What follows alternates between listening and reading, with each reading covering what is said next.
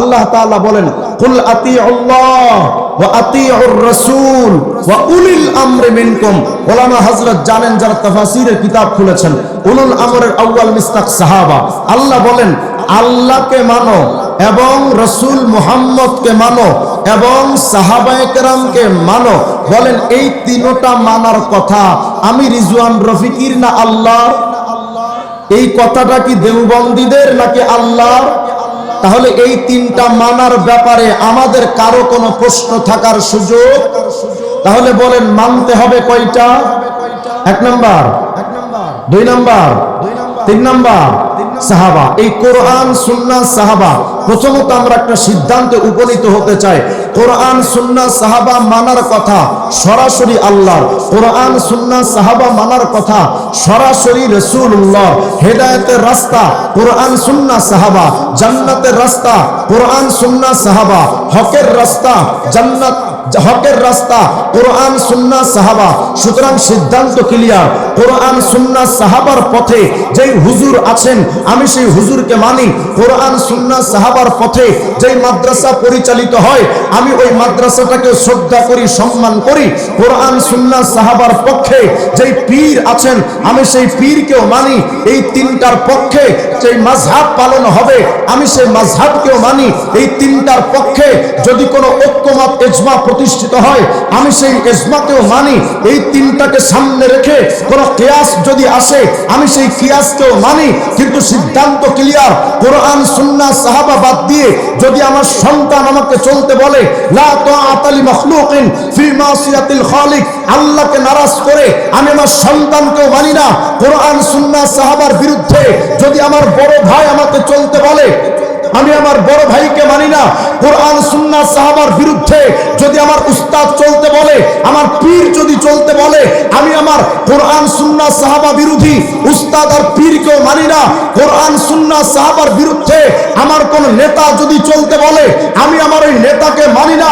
আমার বাপ মাও যদি চলতে বলে আমি আমার বাপ মাকেও মানি না। কোরআন সুন্নাহ সাহাবার বিরুদ্ধে কোন সংবিধান যদি প্রণয়ন হয় ওই সংবিধান আমি মানি না। আর মুসলমান হিসেবে সিদ্ধান্ত দেওয়া দরকার, কোরআন সুন্নাহ সাহাবার বিরুদ্ধে রাষ্ট্রপতি প্রধানমন্ত্রী বলে রাষ্ট্রপতি প্রধানমন্ত্রী মানি না আমরা।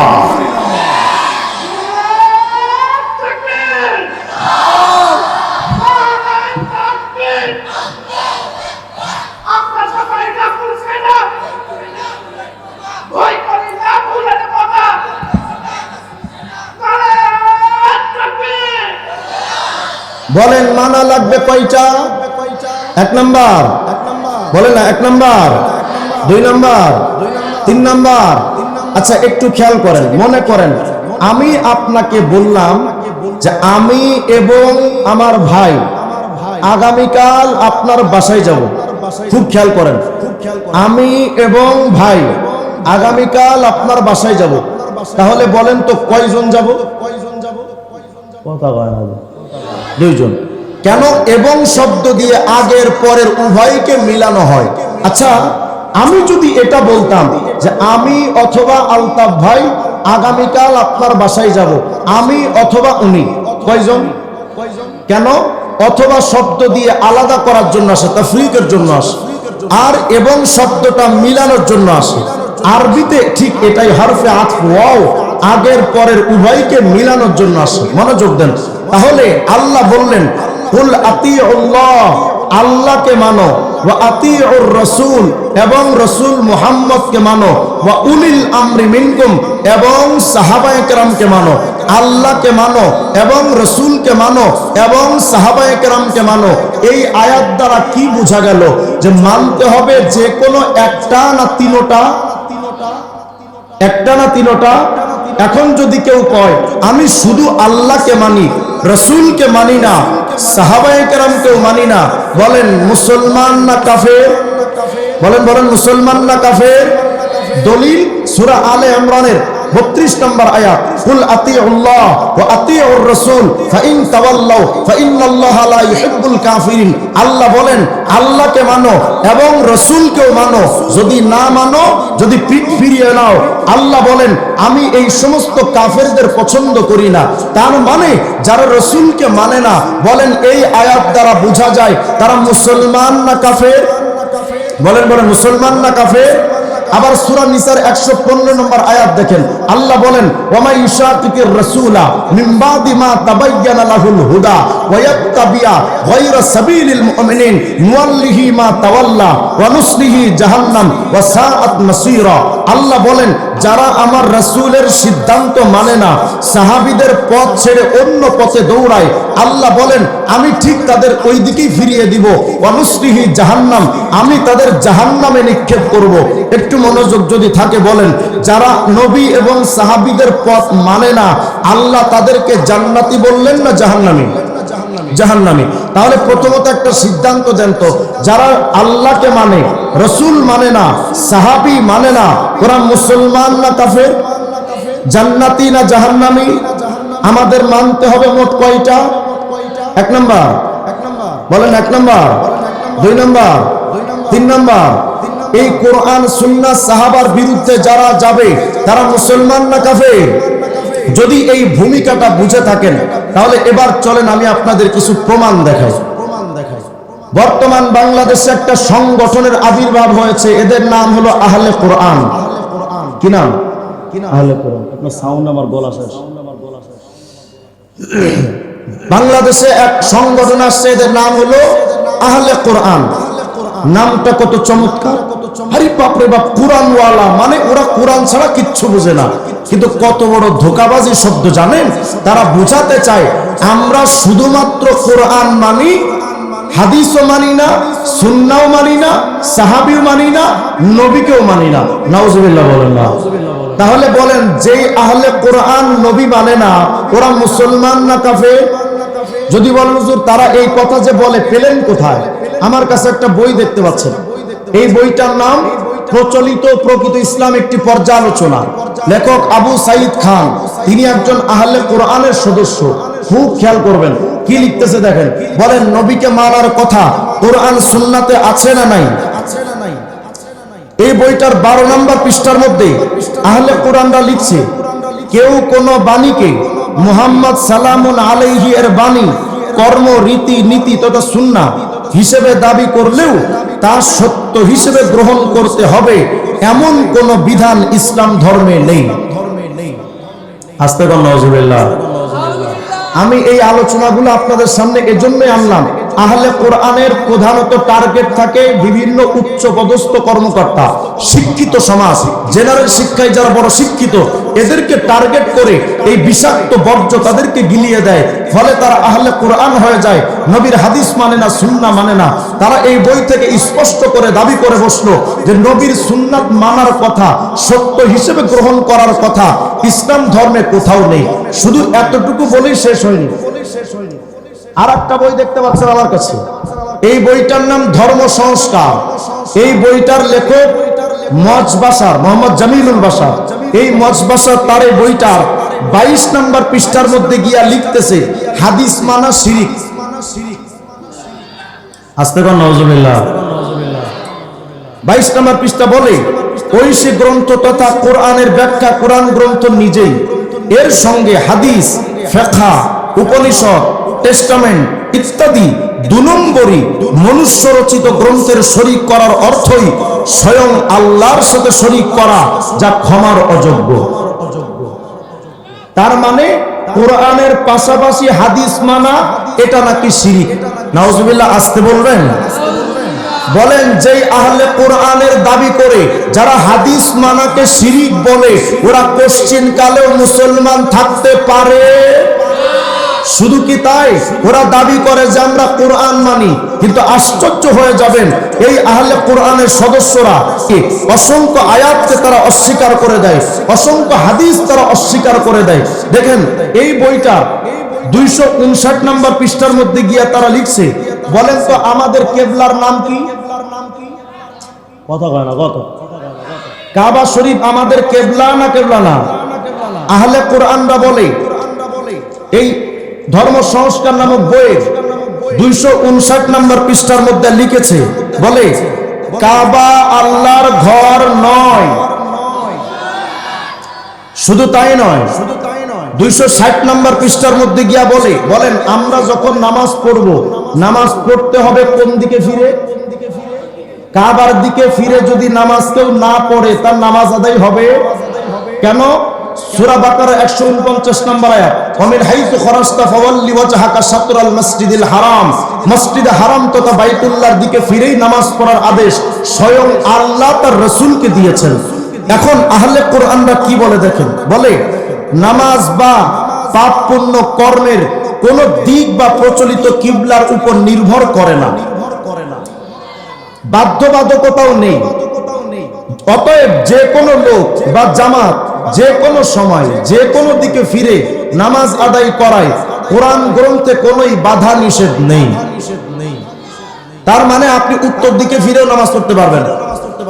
যখন উত্তর দিকে ফিরে নামাজ পড়বেন তখন দক্ষিণ দিকে ফিরে আহলে কোরআনদের জুতা দিয়ে পিটাবেন। শুধু তাই নয়, তারা বলে বাইতুল্লাহকে কিবলা মনে করাটা শিরক। 261 নম্বর পৃষ্ঠা মজবাসারের ধর্ম সংস্কার বই বলে কিবলা হলো আল্লাহ সহৃদয়, এছাড়া অন্য কিছু কল্পনা করাই শিরকি।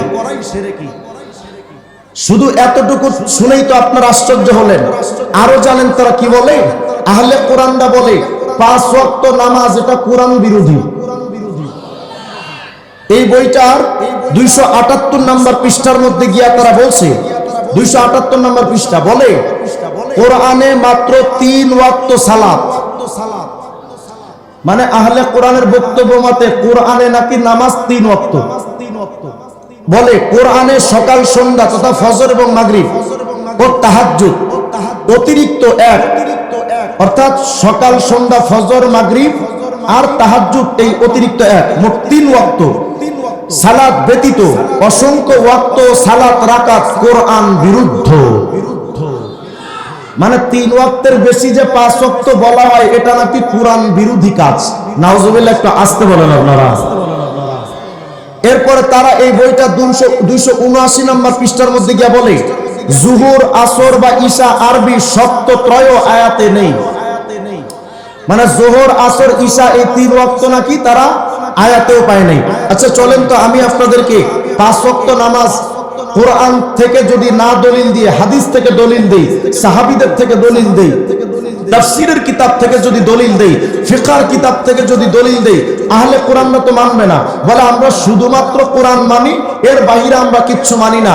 আচ্ছা বলেন, যদি কোরআনে 5 ওয়াক্ত নামাজের কথা থাকে আর ওরা যদি না মানে তাহলে জুতা দিয়ে পিটানো দরকার না? চলেন দেখা যাক কোরআনে 5 ওয়াক্ত নামাজের কথা আছে না নাই। একটু মনোযোগ দেন। বিরক্ত হচ্ছেন মনে হয় আপনারা? বিরক্ত হয় না। এরা খুব দ্রুত আপনার ঘরের দুয়ারে চলে আসবে, এরা দ্রুত আপনার দোকানে, অফিস, আদালতে পৌঁছে যাবে। যদি আহলে কোরআনের কেউ কোনোদিন আপনার আশপাশে ঢুকে যায়, ডাইরেক্ট ভূমিকা ছাড়া জুতা দিয়ে পিটাবেন। কোনো ভূমিকা চলবে না, ভূমিকা ছাড়া আগে মাইর হবে। কি বলে দেখেন, 5 ওয়াক্ত নামাজের কথা কোরআনে আছে কিনা দেখেন। সূরা হুদের 114 নম্বর আয়াত, সূরা রুমের 17-18 নম্বর আয়াত, সূরা নূরের 58 নম্বর আয়াত, সূরা বাকারা 238 নম্বর আয়াত, সূরা ইসরার 78 নম্বর আয়াত। একটু দেখি আমরা কি বলা আছে। সূরা হুদের 114 নম্বর আয়াত, আল্লাহ বলেন ওয়া আকিমিস সালাতা তরফাইন নাহার, দিনের 2 অংশে তোমরা নামাজ কায়েম করো। দিনের 2 অংশে আমরা কোন কোন নামাজ পড়ি? আর কথা কন না আপনারা? জোহর আসর নামাজ পড়ার কথা কোরআনে আছে না নাই? আচ্ছা, ওয়া যুলাফাম মিনাল লাইল, আল্লাহ বলেন রাতের প্রান্ত ভাগে মানে শুরু লগ্নে নামাজ আদায় করো। রাতের শুরু অংশে কোন নামাজ পড়ি? কোন নামাজ? মাগরিব। তাহলে জোহর পেলাম, আসর পেলাম, মাগরিব পেলাম তো? আচ্ছা এবার চলেন সূরা রুমের 17-18 নম্বর আয়াত, ফাসুবহানাল্লাহি হিনা তুমসুনা, আল্লাহ বলেন তোমরা আল্লাহর পবিত্রতা ঘোষণা করো সন্ধ্যার সময়। সন্ধ্যার সময় কোন নামাজ? বলেন না ভাই, বলেন না। আমি এত নীরব মাহফিল এত সহজে পাই না। আপনারা মনে হয় যেন নির্বাচন গেছে তো কিছুদিন আগে, হয়তো চিল্লায় টিল্লায় গলা টলা ডাউন। আল্লাহ বলেন তোমরা যখন সন্ধ্যা হয় তখন আল্লাহকে স্মরণ করো। সন্ধ্যার সময় কোন নামাজ? ওয়াহিনা তুসবিহুন, যখন সকাল হয় তখন নামাজ আদায় করো তাসবিহর মাধ্যমে। কোন নামাজ? সকালে কোন নামাজ? ফজর। ওয়ালাহুল হামদু ফিস সামাওয়াতি ওয়াল আরদি ওয়া আশিয়া, কোন নামাজ? বলে না কোন নামাজ? এশা। ওয়াহিনা তুযহিরুন, যখন দুপুর হয় কোন নামাজ? এই আয়াতে পেলাম 4 ওয়াক্ত নামাজ। এখনো 5 ওয়াক্ত কিন্তু পাই নাই, কিন্তু আমরা যোহর পেয়েছি, আসর পেলাম, মাগরিব পেলাম, এশা পেলাম, ফজরও কিন্তু পেয়েছি। আচ্ছা আরো দেখেন, আরো স্পষ্ট করে নেন। সূরা নূরের 58 নম্বর আয়াত আল্লাহ পাক বলেন, অনেক লম্বা আয়াত, ইয়া আইয়ুহাল্লাযীনা আমানু লিয়াস্তা'যিনকুমুল্লাযীনা মালাকাত আইমানুকুম ওয়াল্লাযীনা লাম ইয়াবলুগুল হুলুমা মিনকুম সালাসা মাররাত মিন ক্বাবলি সালাতিল ফজর। কোন নামাজ? বলেন বলেন, মিন ক্বাবলি সালাতিল ফজর, কোন নামাজ? ওয়া হিনা তাদাউনা সিয়াবাকুম মিনাজ যহিরা, কোন নামাজ? ওয়া মিন বাদি সালাতিল ইশা। তাহলে এই আয়াতে আমরা ফজর পেলাম, যোহর পেলাম, এশার নামাজ পেলাম, শুরু আয়াতে মাগরিব পেলাম, যোহর পেয়েছিলাম, আসর পেয়েছিলাম, বাদ থাকলো কোন ওয়াক্ত? বলেন বলেন, 5 ওয়াক্ত নামাজের কথা কোরআনে আছে না নাই? এখন যদি বলেন হুজুর তা আপনারা এক আয়াতের মধ্যে 5 ওয়াক্ত দেখাতে পারেন না? হ্যাঁ, এক আয়াতের মধ্যে 5 ওয়াক্ত নামাজও আছে। আয়াত নেন, সূরা ইসরার 78 নম্বর আয়াত আল্লাহ পাক বলেন, আকিমিস সালাতা লিদুলুকিশ শামসি ইলা গাসাকিল লাইল ওয়া কুরআনাল ফজর। খুব খেয়াল করেন, আল্লাহ বলেন সূর্য যখন ঢলে যায় তোমরা নামাজ কায়েম করো। এখন দেখা যাক সূর্য ঢলার সময় নামাজ আদায় করার ঘোষণা, আদেশ, নির্দেশ কার? আল্লাহ না? এখন দেখি সূর্য কতবার ঢলে, একটু মনোযোগ দেন। সূর্যটা যখন উদয় হয়ে মাথার উপরে আসলো, এখন তো ঢলার পালা। কথা কয় না? মাথার উপর থেকে যখন ঢলে যাবে কোন নামাজ? বলেন বলেন না কোন নামাজ? এই সূর্যটা ঢলতে ঢলতে মাঝখান পর্যন্ত আসলো, আসার পরে এই সূর্যটা এখন ডুবতে যাবে না? কথা কয় না? ডুবার জন্য দ্বিতীয় আরেকটা ঢলা দেয় না? এই যখন দ্বিতীয় ঢলাটা দিল কোন নামাজ? বলে না কোন নামাজ? আসর। যোহর পেলাম, আসর পেলাম, একদম যখন অন্ধকারে ঢলে গেল কোন নামাজ? মাগরিব। যোহর পেলাম, আসর পেলাম, মাগরিব পেলাম, থাকলো এশা এবং ফজর।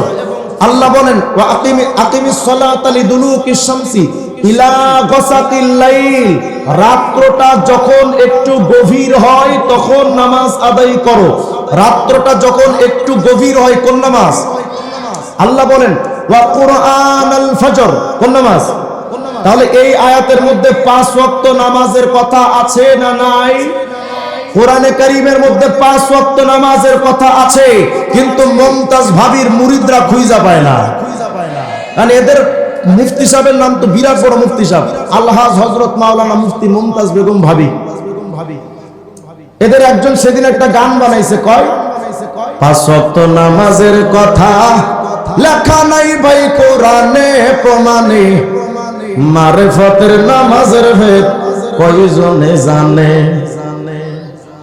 মানে 5 ওয়াক্ত নামাজ তারা খুঁজে পায় না। বলেন 5 ওয়াক্ত নামাজের কথা কোরআনে আছে না নাই? কাবার দিকে ফিরে নামাজ আদায় করার কথা কোরআনে আছে না নাই? নবীকে মানার কথা কোরআনে আছে না নাই? আহলে কোরআন নাম ধারণ করে যারা নবীর সুন্নাত মানে না, কিবলা মানে না, 5 ওয়াক্ত নামাজ মানে না, নামে আহলে কোরআন হতে পারে, বাস্তবে তারা আহলে শয়তান। এজন্য আমি বলি, মদের উপরে হালাল লেখা থাকলে ওই মদটা যেমন হালাল হয় না, আহলে কোরআন নাম দিলেও কাফেররা কোনো মুসলমান হয় না।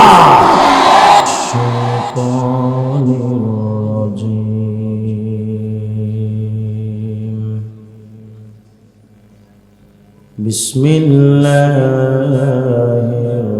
রাহমানির রাহিম।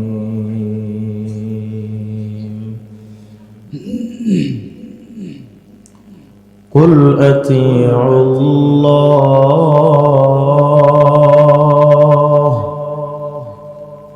ওয়া আতিউর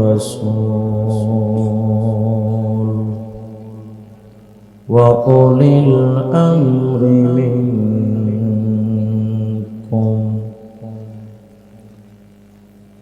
صدق الله العلي العظيم محبت الشتى شوي درود شريف اللهم صل على محمد وعلى آل محمد كما صليت على إبراهيم وعلى آل إبراهيم إنك حميد مجيد اللهم بارك على محمد وعلى آل محمد كما باركت على إبراهيم وعلى آل إبراهيم إنك حميد مجيد মহান আল্লাহ রব্বুল আলামিনের শাহী দরবারে লাখো কোটি শুকর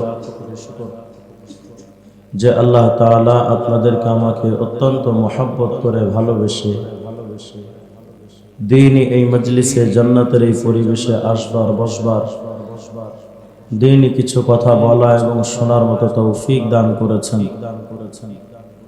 এজন্য আল্লাহ পাকের দরবারে প্রাণ খুলে শুকরগুজার হচ্ছি। সবাই পড়ি আলহামদুলিল্লাহ। বলেন তো আওয়াজ ছেড়ে আমরা গোলাম কার? সবাই বলেন। আমাদেরকে জীবন্ত রাখেন কে? মৃত্যু দান করেন কে? ফাঁসিতে ঝোলানোর আগে প্রাণ ভিক্ষা দেওয়ার মালিক কে? রিজিক দেওয়ার মালিক কে? সম্মান ও সম্মানের মালিক কে? সন্তান দেওয়ার মালিক খাজা বাবা, চন্দ্রপাড়া, ল্যাংটা বাবা। সন্তান দেওয়ার মালিক কে? সাত তবক জমিন আসমানের একচ্ছত্র মালিক একমাত্র কে? সে আল্লাহ তাআলা বড় মেহেরবানি করে আমাদেরকে এখানে এনেছেন। খুব দামি মজলিস, দামি মজমা। মজলিসের আদবটাও আমাদের একটু রক্ষা করা চাই। সবাই একটু আল্লাহু আকবার বলে দাঁড়ায় যান তো ইনশাআল্লাহ। সবাই দাঁড়ান, দাঁড়ান, দাঁড়ান, সবাই দাঁড়ান, মাশাআল্লাহ, সবাই দাঁড়ান, সবাই দাঁড়ান। আর বাচ্চারা পেছনে গিয়ে বড়রা সামনে এসে খালি জায়গা পূরণ করে বসে পড়ে। বাচ্চারা পিছনে যাও, বাচ্চারা পিছনে যাও, বাচ্চারা পিছনে যাও, বাচ্চারা পিছনে যাও। বড়রা সামনে আসে, বড়রা সামনে আসে, আসেন, আসেন, আসেন, আসেন। বড়রা সামনে আসেন, খালি জায়গাগুলো পূরণ করে বসে পড়েন। বসেন, সবাই বসেন, বসে যান, বসে যান। ভিতরে প্যান্ডেলের সাউন্ড, স্টেজের সাউন্ডটা দিতে, স্টেজের সাউন্ড কোথায়? স্টেজের সাউন্ড।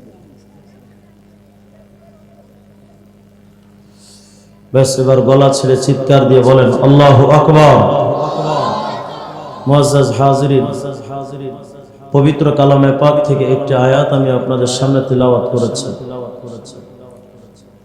আল্লাহ তাআলা যদি চান, আয়াতকে সামনে রেখে সুনির্দিষ্ট একটি বিষয়, সারাংশ একটি আলোচনা আপনাদের জেহেনে দেওয়ার চেষ্টা করব ইনশাআল্লাহ।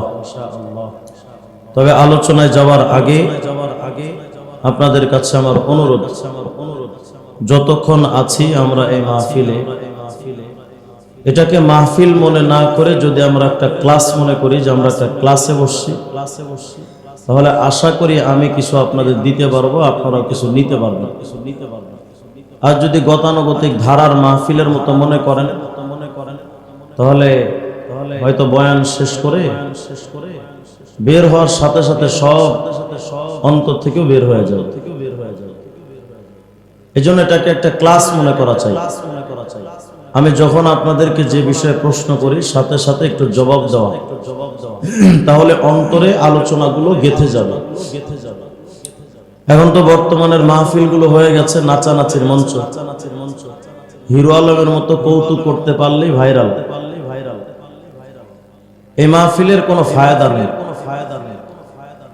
এজন্য আপনার আমার ঈমান হেফাজতের জন্য, আপনার আমার ঈমান আকীদার হেফাজতের জন্য আমি কিছু আলোচনা আপনাদের সামনে উপস্থিত করব ইনশাআল্লাহ। মনোযোগটা যেন এদিকেই থাকে। দ্বিতীয় নম্বর কথা হলো, গতকালকেও এখানে মাহফিল হয়েছে, আগামীকাল আজকেও এখানে হবে, আরো আলোচনা করবেন অনেকে। আরো বিভিন্ন অঞ্চলে আপনারা মাহফিল শুনে থাকেন, বয়ান শুনে থাকেন, ওয়াজ নসিহত তো সবসময় শোনা হয়।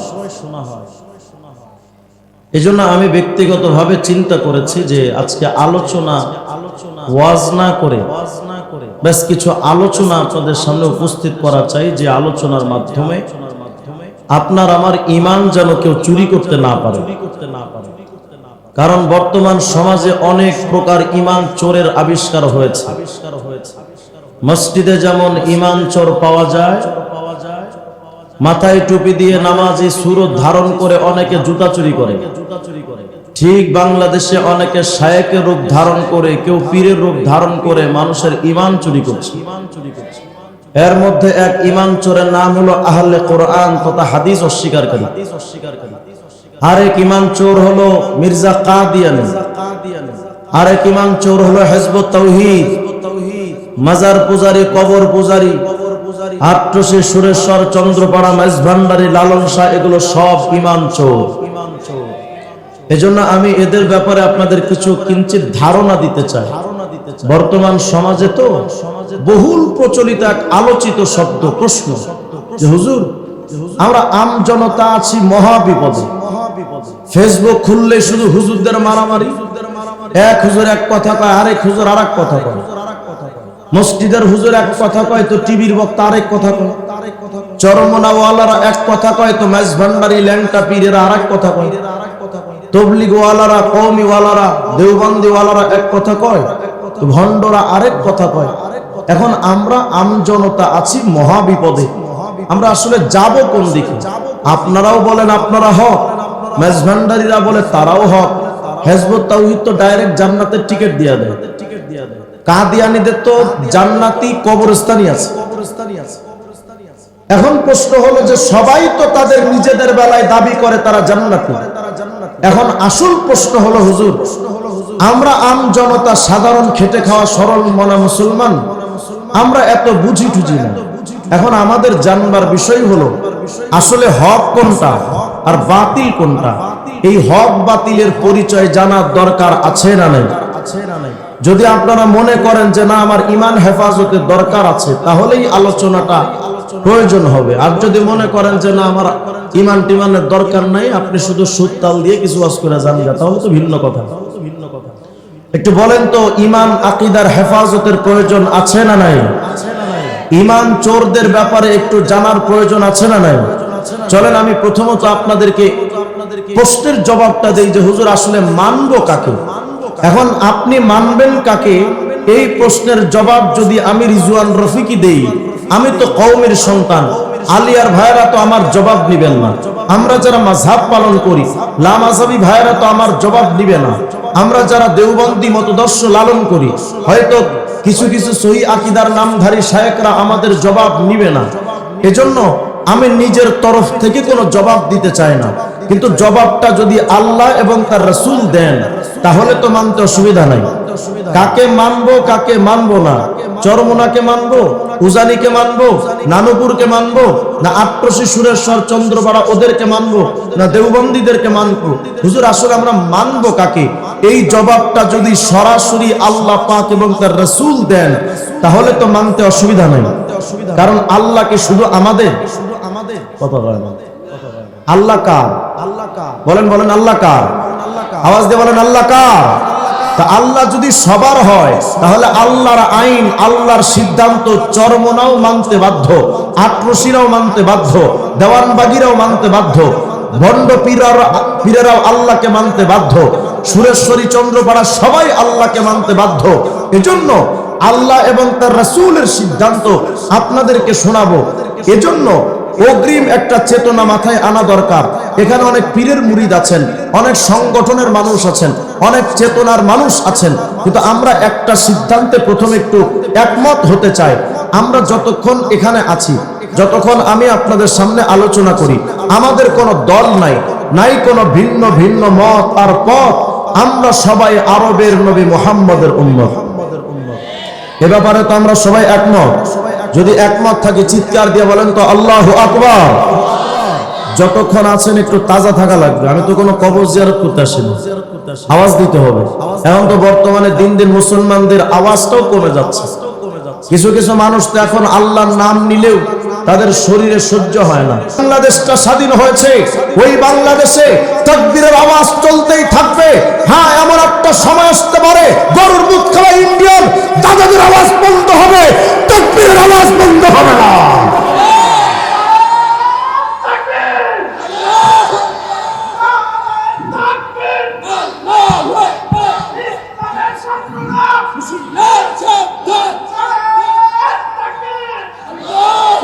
বলেন আওয়াজ রবে কার? চিৎকার দিয়ে বলেন আল্লাহু আকবার। মুআজ্জাজ হাজিরিন, পবিত্র কালামে পাক থেকে সেই জবাবটাকে শুনি, হুজুর মানবো কাকে, মানবো না কাকে? এই জবাবটা আল্লাহ পাক যেটা দিবেন আমরা মেনে নিব, এ ব্যাপারে কারো কোনো প্রশ্ন থাকার সুযোগ নাই। কোরআনে কারীমের মধ্যে আল্লাহ তাআলা বলেন, সূরা আলে ইমরানের 32 নম্বর আয়াত, কুল আতিউল্লাহ ওয়া আতিউর রাসূল, আল্লাহকে মানো এবং তার রাসূলকে মানো। এই আয়াত থেকে জানতে পারলাম মানতে হবে কয়টা? এক নাম্বার, বলেন এক নাম্বার, দুই নাম্বার রাসূলুল্লাহ, দুই নাম্বার, এক নাম্বার আল্লাহ, দ্বিতীয় নাম্বার রাসূলুল্লাহ। এখন প্রশ্ন হলো হুজুর আল্লাহকে মানবো কেমনে?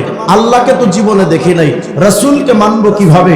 রাসূলকে জীবনে কোনোদিন তো পাই নাই। এখন আল্লাহ এবং তার রাসূলকে মানবো কিভাবে? আপনি এই সিদ্ধান্তটা একটু জানান। রাসূল করিম আলাইহিস সালাম 1400 বছর আগে এটারও সমাধান দিয়ে গেছেন। আল্লাহর হাবিব বলেন, দেখো তারাকতু ফীকুম আমরাইন লান তাদিল্লু মা তামাসসাকতুম বিহিমা, আমি তোমাদের কাছে নবী দুটি জিনিস রেখে যাচ্ছি, লান তাদিল্লু, কখনো তোমরা পথভ্রষ্ট হবে না, মা তামাসসাকতুম বিহিমা, যতদিন পর্যন্ত ওই দুটো জিনিসকে আঁকড়ে ধরবে। এক নাম্বার কিতাব আল্লাহ, আল্লাহর কোরআন, বলেন এক নাম্বার, বলতে হবে ভাই, বলেন এক নাম্বার আল্লাহর কোরআন। আল্লাহর কোরআন মানে ওই যে আয়াত পড়লাম, আল্লাহকে মানো রাসূলকে মানো। আল্লাহর কোরআন মানার অর্থ আল্লাহকে মানা। নবীকে মানবো কেমনে? নবী আলাইহিস সালাম বলেন দ্বিতীয় নাম্বার, ওয়া সুন্নাতা নবিয়্যিহি, আল্লাহর নবীর সুন্নাহ। বলেন তো, বলেন তো। তাহলে এক নাম্বার মানবো আল্লাহর কোরআন, দ্বিতীয় নাম্বার নবীর সুন্নাহ। আয়াত আর হাদিস থেকে এই দুটো জিনিস জানতে পারলাম। এক নাম্বার আল্লাহকে মানবো, দ্বিতীয় নাম্বার নবীর সুন্নাহকে মানবো। এখানে একটি পয়েন্ট আপনাদের জেনে রাখা ভালো, হাদিসের মধ্যে কোথাও কিন্তু নবী আলাইহিস সালাম বলেননি যে তোমরা সব সহিহ হাদিস মানো, কোথাও এ কথা নাই। নবী আলাইহিস সালামের সব জায়গার বক্তব্য হলো নবীর সুন্নাহ মানো।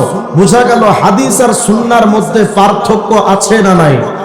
সব সহিহ হাদিস যদি আপনি মানতে যান, অনেক ক্ষেত্রে আপনি ডাইরেক্ট কাফের হয়ে যাবেন।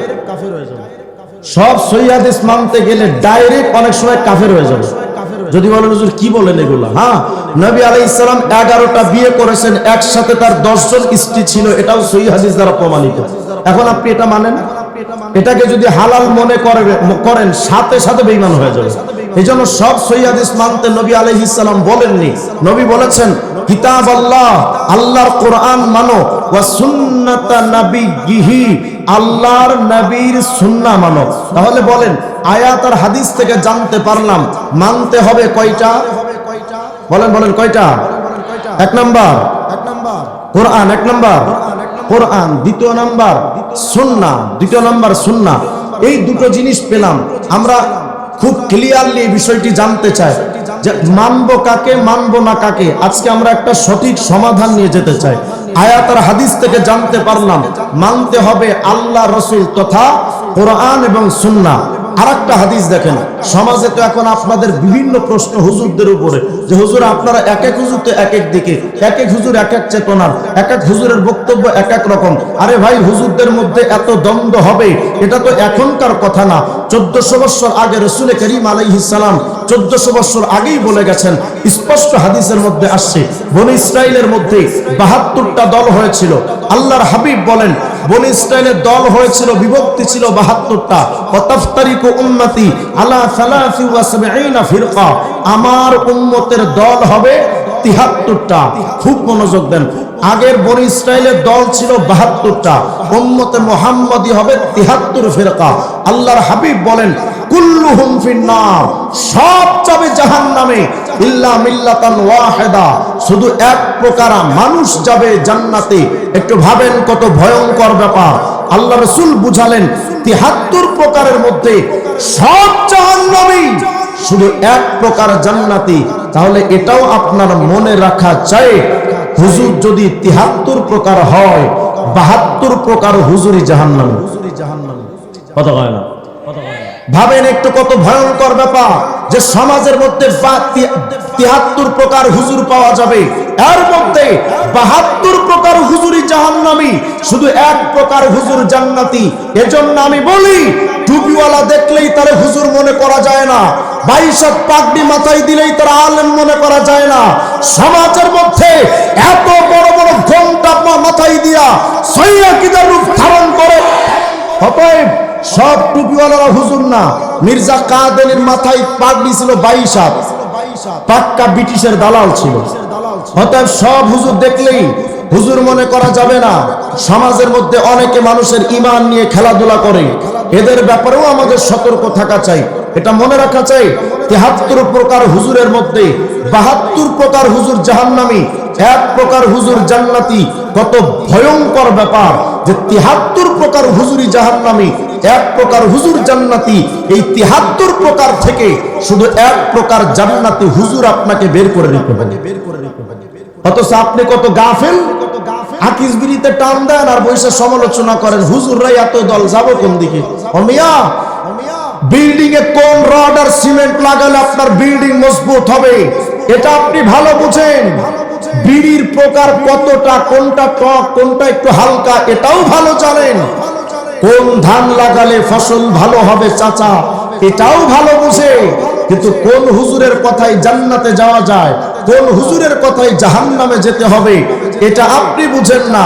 বোঝা গেল আপনি আখিরাত ওয়ালা নন, আপনি দুনিয়াদার। এজন্য জানতে হবে আপনাকে কোন হুজুররা জান্নাতের দিকে ডাকে, কোন হুজুররা জাহান্নামের দিকে ডাকে। তাহলে রাসূল আরবি আলাইহিস সালাম বলেন 73 প্রকারের মধ্যে 72টাই জাহান্নামী, শুধু এক প্রকার হুজুর জান্নাতি। সাহাবায়ে কেরাম প্রশ্ন করলেন, ইয়া রাসূলুল্লাহ ওয়া মানহুম, তারা কারা যারা জান্নাতে যাবে? আল্লাহ রাসূল বলেন মা আনা আলাইহি ওয়া আসহাবি। প্রত্যেকটা শব্দ বাই শব্দ একটু মনোযোগ দিয়ে শুনেন। মা আনা আলাইহি ওয়া আসহাবি, নবী আলাইহিস সালাম বলেন আমি এবং আমার সাহাবা। বলেন তো, সবাই বলেন, আমি এবং আমার সাহাবা যেই পথ, যেই মত, যেই আকীদা, যেই মতবাদ, যেই বিশ্বাস, যেই ঈমান, যেই আমল, যেই ইসলাম, যেই চেতনা, যেই নেচার নিয়ে বেঁচে আছি, এটাকে যারা সাদরে গ্রহণ করবে, মেনে নিবে, এরাই জান্নাতি। যারা এর থেকে দূরে সরে যাবে তারাই জাহান্নামী। তাহলে বলেন এই হাদিসে আরো অতিরিক্ত পেলাম রাসূলের পাশাপাশি সাহাবায়ে কেরামকে।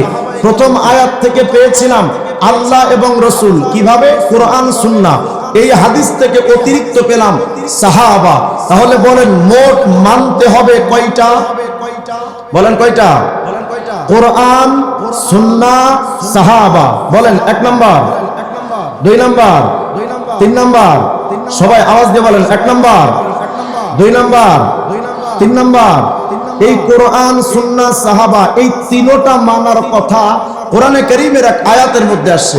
আল্লাহ তাআলা বলেন কুল আতিউল্লাহ ওয়া আতিউর রাসূল ওয়া উলিল আমরি মিনকুম। ওলামা হযরত জানেন যারা তাফসীরের কিতাব খুলেছেন, উলুল আমরের আউয়াল মিসতাক সাহাবা। আল্লাহ বলেন আল্লাহকে মানো এবং রাসূল মুহাম্মদকে মানো এবং সাহাবায়ে কেরামকে মানো।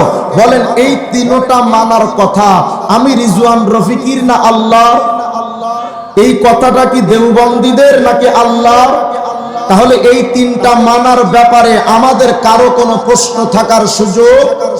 তাহলে বলেন মানতে হবে কয়টা? 1 নাম্বার, 2 নাম্বার, 3 নাম্বার। সাহাবা, এই কোরআন, সুন্নাহ, সাহাবা প্রথমত আমরা একটা সিদ্ধান্তে উপনীত হতে চাই, কোরআন সুন্নাহ সাহাবা মানার কথা সরাসরি আল্লাহর, কোরআন সুন্নাহ সাহাবা মানার কথা সরাসরি রাসূলুল্লাহ। হেদায়েতের রাস্তা কোরআন সুন্নাহ সাহাবা, জান্নাতের রাস্তা কোরআন সুন্নাহ সাহাবা, হকের রাস্তা জান্নাত, হকের রাস্তা কোরআন সুন্নাহ সাহাবা। সুতরাং সিদ্ধান্ত ক্লিয়ার, কোরআন সুন্নাহ সাহাবার পথে যেই হুজুর আছেন আমি সেই হুজুরকে মানি। কোরআন সুন্নাহ সাহাবার পথে যেই মাদ্রাসা পরিচালিত হয় আমি ওই মাদ্রাসাটাকে শ্রদ্ধা করি, সম্মান করি। কোরআন সুন্নাহ সাহাবার পক্ষে যেই পীর আছেন আমি সেই পীরকেও মানি। এই তিনটার পক্ষে যেই মাযহাব পালন হবে আমি সেই মাযহাবকেও মানি। এই তিনটার পক্ষে যদি কোনো ঐক্যমত ইজমা প্রতিষ্ঠিত হয় আমি সেই ইজমাকেও মানি। এই তিনটাকে সামনে রেখে কোন কিয়াস যদি আসে আমি সেই কিয়াসকেও মানি। কিন্তু সিদ্ধান্ত ক্লিয়ার, কোরআন সুন্নাহ সাহাবা বাদ দিয়ে যদি আমার সন্তান আমাকে চলতে বলে লা তাআতা লি মাখলুকিন ফি মাসিয়াতিল খালিক, আল্লাহকে নারাজ করে আমি আমার সন্তানকেও মানি না। কোরআন সুন্নাহ সাহাবার বিরুদ্ধে যদি আমার বড় ভাই আমাকে চলতে বলে আমি আমার বড় ভাইকে মানি না। কোরআন সুন্নাহ সাহাবার বিরুদ্ধে যদি আমার উস্তাদ চলতে বলে, আমার পীর যদি চলতে বলে আমি আমার কোরআন সুন্নাহ সাহাবা বিরোধী উস্তাদ আর পীরকেও মানি না। কোরআন সুন্নাহ সাহাবার বিরুদ্ধে আমার কোন নেতা যদি চলতে বলে আমি আমার ওই নেতাকে মানি না। আমার বাপ মাও যদি চলতে বলে আমি আমার বাপ মাকেও মানি না। কোরআন সুন্নাহ সাহাবার বিরুদ্ধে কোন সংবিধান যদি প্রণয়ন হয় ওই সংবিধান আমি মানি না। আর মুসলমান হিসেবে সিদ্ধান্ত দেওয়া দরকার, কোরআন সুন্নাহ সাহাবার বিরুদ্ধে রাষ্ট্রপতি প্রধানমন্ত্রী বলে রাষ্ট্রপতি প্রধানমন্ত্রী মানি না আমরা।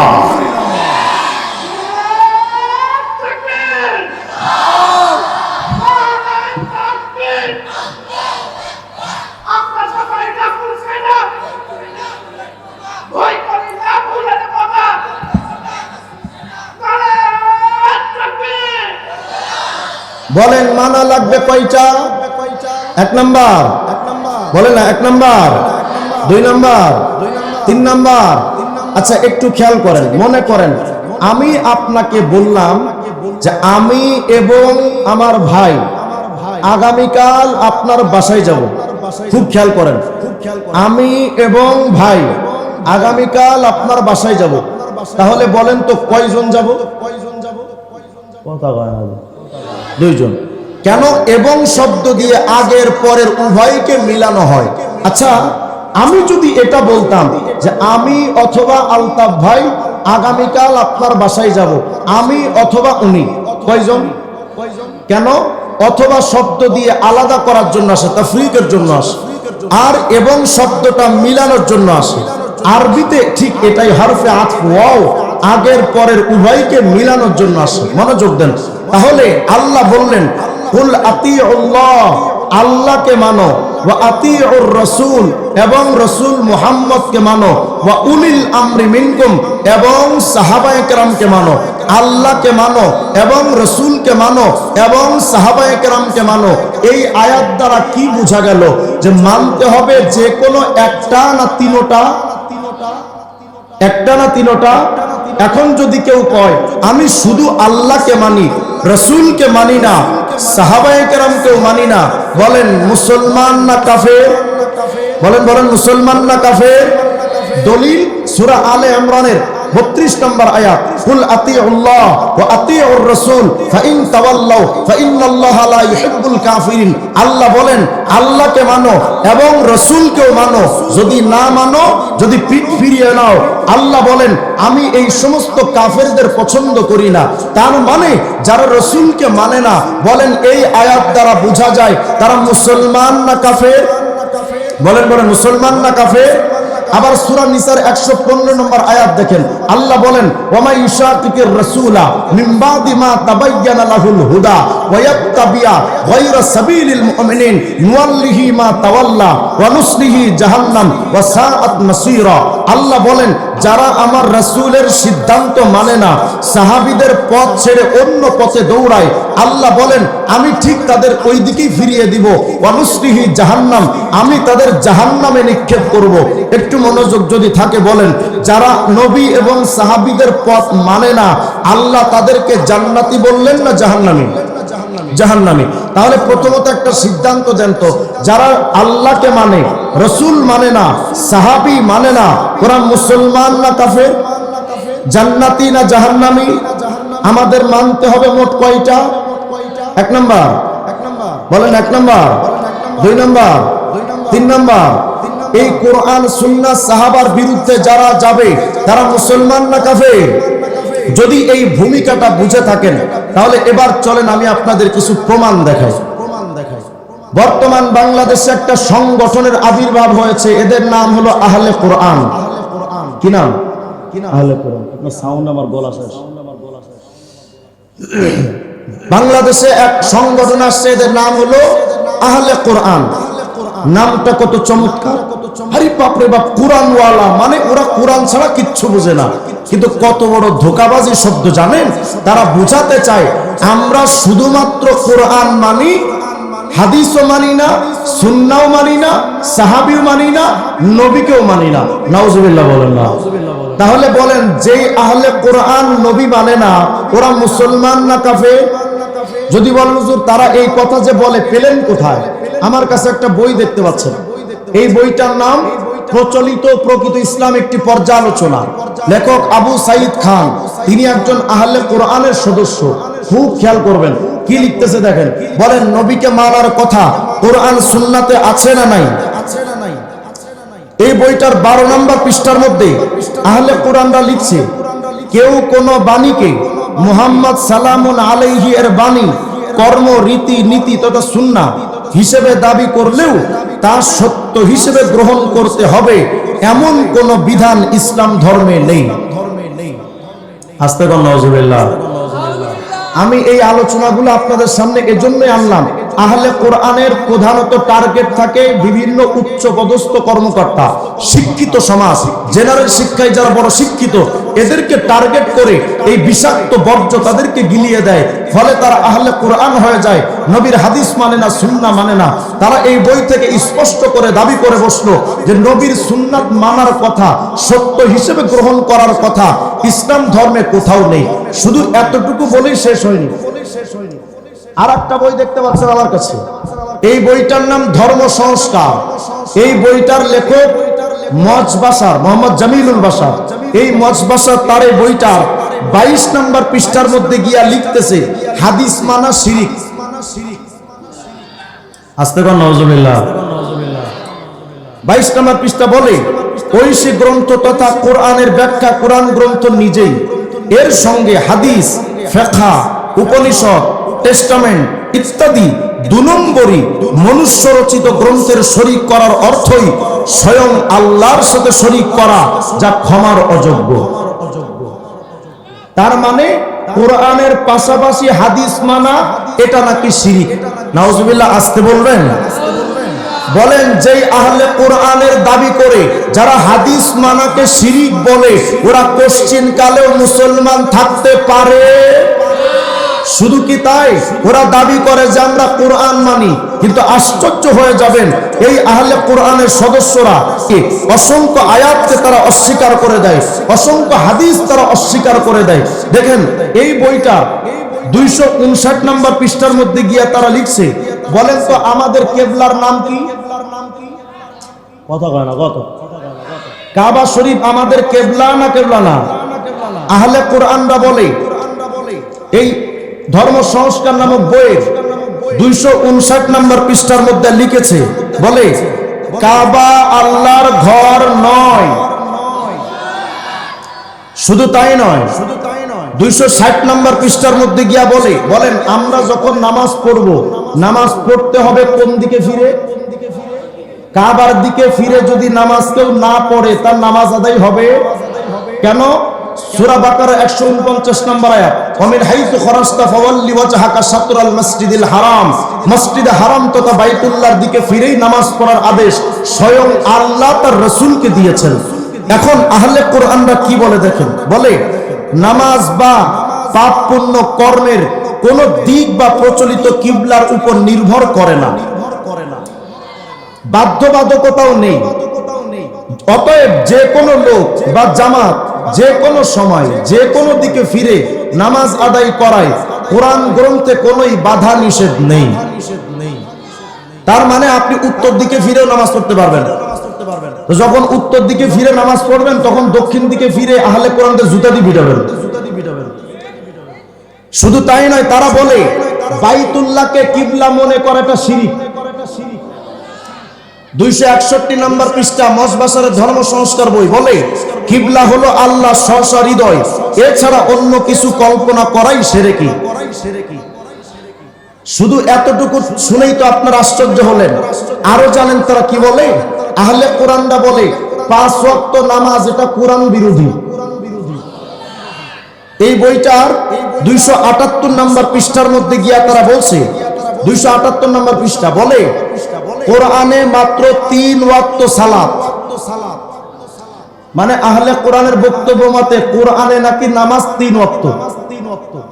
বলে কোরআনে সকাল সন্ধ্যা তথা ফজর এবং মাগরিব ও তাহাজ্জুদ অতিরিক্ত এক, অর্থাৎ সকাল সন্ধ্যা ফজর মাগরিব আর তাহাজ্জুদ এই অতিরিক্ত এক, মোট 3 ওয়াক্ত সালাত ব্যতীত অসংখ্য ওয়াক্ত সালাত রাকাত কোরআন বিরুদ্ধ। মানে 3 ওয়াক্তের বেশি যে 5 ওয়াক্ত বলা হয় এটা নাকি কোরআন বিরোধী কাজ। নাউজুবিল্লাহ, একটু আসতে বলেন আপনারা। এরপরে তারা এই বইটা 279 নম্বর পৃষ্ঠার মধ্যে গিয়ে বলে জুহুর আসর বা ঈশা আরবি শব্দ ত্রয় আয়াতে নেই। মানে জোহর আসর ঈশা এই 3 ওয়াক্ত নাকি তারা আয়াতেও পায় নাই। আচ্ছা চলেন তো আমি আপনাদেরকে 5 ওয়াক্ত নামাজ কোরআন থেকে যদি না দলিল দিয়ে হাদিস থেকে দলিল দেই, সাহাবীদের থেকে দলিল দেই, তাফসীরের কিতাব থেকে যদি দলিল দেই, ফিকহার কিতাব থেকে যদি দলিল দেই, আহলে কোরআনরা তো মানবে না। বলে আমরা শুধুমাত্র কোরআন মানি, এর বাইরে আমরা কিচ্ছু মানি না। আচ্ছা বলেন, যদি কোরআনে 5 ওয়াক্ত নামাজের কথা থাকে আর ওরা যদি না মানে তাহলে জুতা দিয়ে পিটানো দরকার না? চলেন দেখা যাক কোরআনে 5 ওয়াক্ত নামাজের কথা আছে না নাই। একটু মনোযোগ দেন। বিরক্ত হচ্ছেন মনে হয় আপনারা? বিরক্ত হয় না? এরা খুব দ্রুত আপনার ঘরের দুয়ারে চলে আসবে, এরা দ্রুত আপনার দোকানে, অফিস, আদালতে পৌঁছে যাবে। যদি আহলে কোরআনের কেউ কোনোদিন আপনার আশপাশে ঢুকে যায়, ডাইরেক্ট ভূমিকা ছাড়া জুতা দিয়ে পিটাবেন। কোনো ভূমিকা চলবে না, ভূমিকা ছাড়া আগে মাইর হবে। কি বলে দেখেন, 5 ওয়াক্ত নামাজের কথা কোরআনে আছে কিনা দেখেন। সূরা হুদের 114 নম্বর আয়াত, সূরা রুমের 17-18 নম্বর আয়াত, সূরা নূরের 58 নম্বর আয়াত, সূরা বাকারা 238 নম্বর আয়াত, সূরা ইসরার 78 নম্বর আয়াত। একটু দেখি আমরা কি বলা আছে। সূরা হুদের 114 নম্বর আয়াত, আল্লাহ বলেন ওয়া আকিমিস সালাতা তরফাইন নাহার, দিনের 2 অংশে তোমরা নামাজ কায়েম করো। দিনের 2 অংশে আমরা কোন কোন নামাজ পড়ি? আর কথা কন নাকি আপনারা? জোহর আসর নামাজ পড়ার কথা কোরআনে আছে না নাই?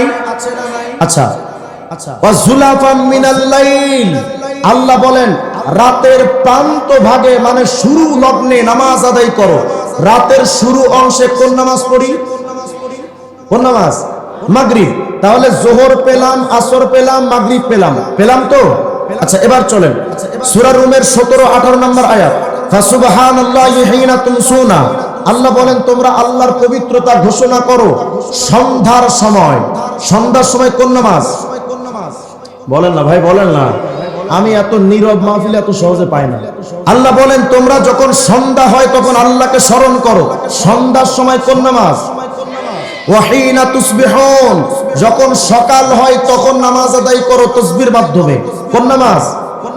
সকালে কোন নামাজ? ফজর। ওয়ালাহুল হামদু ফিস সামাওয়াতি ওয়াল আরদি ওয়া আশিয়া, কোন নামাজ? বলে না কোন নামাজ? এশা। ওয়াহিনা তুযহিরুন, যখন দুপুর হয় কোন নামাজ? এই আয়াতে পেলাম 4 ওয়াক্ত নামাজ। এখনো 5 ওয়াক্ত কিন্তু পাই নাই। কিন্তু আমরা জোহর পেয়েছি, আসর পেলাম, মাগরিব পেলাম, এশা পেলাম, ফজরও কিন্তু পেয়েছি। আচ্ছা আরো দেখেন, আরো স্পষ্ট করে নেন। সূরা নূরের 58 নম্বর আয়াত, আল্লাহ পাক বলেন, অনেক লম্বা আয়াত, ইয়া আইয়ুহাল্লাযীনা আমানু লিয়াস্তাযিনকুমুল্লাযীনা মালাকাত আইমানুকুম ওয়াল্লাযীনা লাম ইয়াবলুগুল হুলুমা মিনকুম সালাসা মাররাত মিন ক্বাবলি সালাতিল ফজর। কোন নামাজ? বলেন মিন ক্বাবলি সালাতিল ফজর কোন নামাজ? ওয়া হিনা তাদাউনা সিয়াবাকুম মিনাজ যহিরা কোন নামাজ? ওয়া মিন বাদি সালাতিল ইশা। তাহলে এই আয়াতে আমরা ফজর পেলাম, জোহর পেলাম, এশার নামাজ পেলাম, শুরু আয়াতে মাগরিব পেলাম, জোহর পেয়েছিলাম, আসর পেয়েছিলাম, বাদ থাকলো কোন ওয়াক্ত বলেন? বলেন 5 ওয়াক্ত নামাজের কথা কোরআনে আছে না নাই? এখন যদি বলেন হুজুর তা আপনারা এক আয়াতের মধ্যে 5 ওয়াক্ত দেখাতে পারেন না? হ্যাঁ, এক আয়াতের মধ্যে 5 ওয়াক্ত নামাজও আছে। আয়াত নেন সূরা ইসরার 78 নম্বর আয়াত। আল্লাহ পাক বলেন আকিমিস সালাতা লিদুলুকিশ শামসি ইলা গাসাকিল লাইল ওয়া কুরআনাল ফজর। খুব খেয়াল করেন, আল্লাহ বলেন সূর্য যখন ঢলে যায় তোমরা নামাজ কায়েম করো। এখন দেখা যাক সূর্য ঢলার সময় নামাজ আদায় করার ঘোষণা, আদেশ, নির্দেশ কার? আল্লাহ না? এখন দেখি সূর্য কতবার ঢলে, একটু মনোযোগ দেন। সূর্যটা যখন উদয় হয়ে মাথার উপরে আসলো, এখন তো ঢলার পালা। কথা কয় না? মাথার উপর থেকে যখন ঢলে যাবে কোন নামাজ? বলেন বলেন না কোন নামাজ? এই সূর্যটা ঢলতে ঢলতে মাঝখান পর্যন্ত আসলো, আসার পরে এই সূর্যটা এখন ডুবতে যাবে না? কথা কয় না? ডুবার জন্য দ্বিতীয় আরেকটা ঢলা দেয় না? এই যখন দ্বিতীয় ঢলাটা দিল কোন নামাজ? বলে না কোন নামাজ? আসর। জোহর পেলাম, আসর পেলাম, একদম যখন অন্ধকারে ঢলে গেল কোন নামাজ? মাগরিব। জোহর পেলাম, আসর পেলাম, মাগরিব পেলাম, থাকলো এশা এবং ফজর। আল্লাহ বলেন ওয়া আকিমিস সালাতা লিদুলুকিশ শামসি ইলা গাসাকিল লাইল। রাত্রটা যখন একটু গভীর হয় তখন নামাজ আদায় করো। রাত্রটা যখন একটু গভীর হয় কোন নামাজ? আল্লাহ বলেন ওয়া কুরআনাল ফজর। কোন নামাজ? তাহলে এই আয়াতের মধ্যে 5 ওয়াক্ত নামাজের কথা আছে না নাই? কোরআনে কারীমের মধ্যে 5 ওয়াক্ত নামাজের কথা আছে, কিন্তু মুমতাজ ভাবির মুরিদরা খুঁজে পায় না। কারণ এদের মুফতি সাহেবের নাম তো বিরাট বড় মুফতি সাহেব, আলহাজ হযরত মাওলানা মুফতি মুমতাজ বেগম ভাবি। এদের একজন সেদিন একটা গান বানাইছে, কয় 5 ওয়াক্ত নামাজের কথা লেখা নাই ভাই কোরআনে প্রমাণে, মারিফতের নামাজের ভেদ কয়জনে জানে। মানে 5 ওয়াক্ত নামাজ তারা খুঁজে পায় না। বলেন 5 ওয়াক্ত নামাজের কথা কোরআনে আছে না নাই? কাবার দিকে ফিরে নামাজ আদায় করার কথা কোরআনে আছে না নাই? নবীকে মানার কথা কোরআনে আছে না নাই? আহলে কোরআন নাম ধারণ করে যারা নবীর সুন্নাত মানে না, কিবলা মানে না, 5 ওয়াক্ত নামাজ মানে না, নামে আহলে কোরআন হতে পারে, বাস্তবে তারা আহলে শয়তান। এজন্য আমি বলি মদের উপরে হালাল লেখা থাকলে ওই মদটা যেমন হালাল হয় না, আহলে কোরআন নাম দিলেও কাফেররা কোনো মুসলমান হয় না। বলেন আহলে কোরআনরা মুসলমান না কাফের? এবার চলেন আরেক হাদিস দেখি। রাসূল করিম আলাইহিস সালাম বলেন, দেখো লাউ কানা মূসা হাইয়া, যদি এই জামানায় মুসা নবী জীবন্ত থাকতেন, সুম্মাত্তাবাতুমুহু ওয়া তারাকতুমুনি, যদি আমি নবী মুহাম্মদকে বাদ দিয়ে তোমরা মুসার অনুসরণ শুরু করে দিতে, লা দালালতুম, অবশ্যই তোমরা পথভ্রষ্ট হয়ে যেতে। যদি বুঝে আসে বলেন এই নবী মুহাম্মদ রাসূলুল্লাহ আসার পর ঈসা, মুসা, দাউদ, ইব্রাহিম, আদম কাউকে আর অনুসরণ করা যাবে? হ্যাঁ, তারা নবী, আল্লাহর প্রিয় বান্দা, তাদের সম্মান করি, তাদের উপর ঈমান রাখি, তাদের কলিজা দিয়ে মহব্বত করি, তাদের বিরুদ্ধে কোনো কথা আমরা শুনতেও চাই না, শুনতে পারবো না। কিন্তু অনুসরণের দিক থেকে অন্য নবীদের মানা যাবে না নবী মুহাম্মদ আরবিকে মানতে হবে? আমাদের নবীকে মানতে হবে। এজন্যই তো ঈসা আলাইহিস সালাম যখন কিয়ামতের আগে আসবেন, ঈসা একজন নবী হওয়ার পরও তিনি কি নিজের শরীয়ত মানবেন না আমাদের নবীর শরীয়ত মানবেন? তাহলে বোঝা গেল মুহাম্মদ রাসূলুল্লাহর আগমনের পর আর কোন নবীকে মানা যাবে? তাহলে তো মির্জা কাদিয়ানীরে মানা যাবে। কথা হয় না? আরে নবীরে যেখানে মানা যায় না, কোন মিথ্যাবাদীরে মানা যায়? অথচ মির্জা কাদিয়ানী কয় আমরা এই সিদ্ধান্ত উপনীত হই, আমাদের নবীর দুনিয়ার আগমনের পর আর কোন নবীকেও মানা যাবে না, আর কোন পীরকেও মানা যাবে না। আমার নবীকে বাদ দিয়া কোন নেতা, সরকার, প্রধানমন্ত্রী, রাষ্ট্রপতি, পীর, উস্তাদ, শিক্ষক কাউকে মানা যাবে। এখন আমি যদি এখানে আপনাদের বলি যে নবীরে বাদ দিয়া আমারে মানেন, ঘাড় ধাক্কা দিয়ে বের করে দিবেন আমার এখান থেকে। আর নবীকে ছাইরা কোন পীরকে মানা যায় না, নবীকে বাদ দিয়া কোন আলেমকে মানা যায় না, নবীকে বাদ দিয়া কোন শাইখুল হাদিসকে মানা যায় না, নবীকে বাদ দিয়া কোন মুর্শিদকেও মানা যায় না। কারণ নবীর আগমনের পর নবীকে বাদ দিয়ে যত বড় লোক হোক না কেন, তারে যদি মানেন আপনি হক না বাতিল। মির্জা কাদিয়ানি কি করে দেখেন, আমার কাছে একটা বই দেখতে পাচ্ছেন, বইটা দেখতে একেবারে বুখারী শরীফের ব্যাখ্যা গ্রন্থের মতো লাগে, অথচ বইটার লেখক কে? হযরত মির্জা গোলাম আহমদ কাদিয়ানি। ইন্ডিয়া থেকে অর্ডার করে এই নাপাক কিতাব আমি কিনে আনিয়েছি। এই বইটার মধ্যে, এটা রুহানি খাজাইন খণ্ড নাম্বার 19, এই 19 নম্বর খণ্ডের 61 নম্বর পৃষ্ঠার মধ্যে মির্জা কাদিয়ানি কি জঘন্য উক্তি লিখেছে দেখেন। বলেন, আমাদের নবীর আগমনের পর আর কোন নবীকে মানা যাবে, কোন পীরকে মানা যাবে? মির্জা কাদিয়ানি কয়, মুবারক ও जिसने मुझे पहचाना, কয় বরকতময় ব্যক্তি তো সে যে আমি মির্জা কাদিয়ানিরে চিনতে পারছি। আমি বললাম, হ্যাঁ আসলেই তো আমরা বরকতময়। তুই যে একটা আস্তা টাউট, চিটিং, বাটপাড়া, ঘরমালির মুক্ত কাফেরের বাচ্চা কাফের, এটা আমরা চিনতেই পারছি ধরে। মির্জা কাদিয়ানি কয়, মাই খুদা কি সব রাহু মে সে আখিরি রাহ হো, আল্লাহর যত মানার জন্য যে রাস্তা শরীয়ত আল্লাহ দিয়েছেন, সব শরীয়তের আমি কাদিয়ানি শেষ শরীয়ত। আপনারা একটু আস্তে কর, নাউজুবিল্লাহ।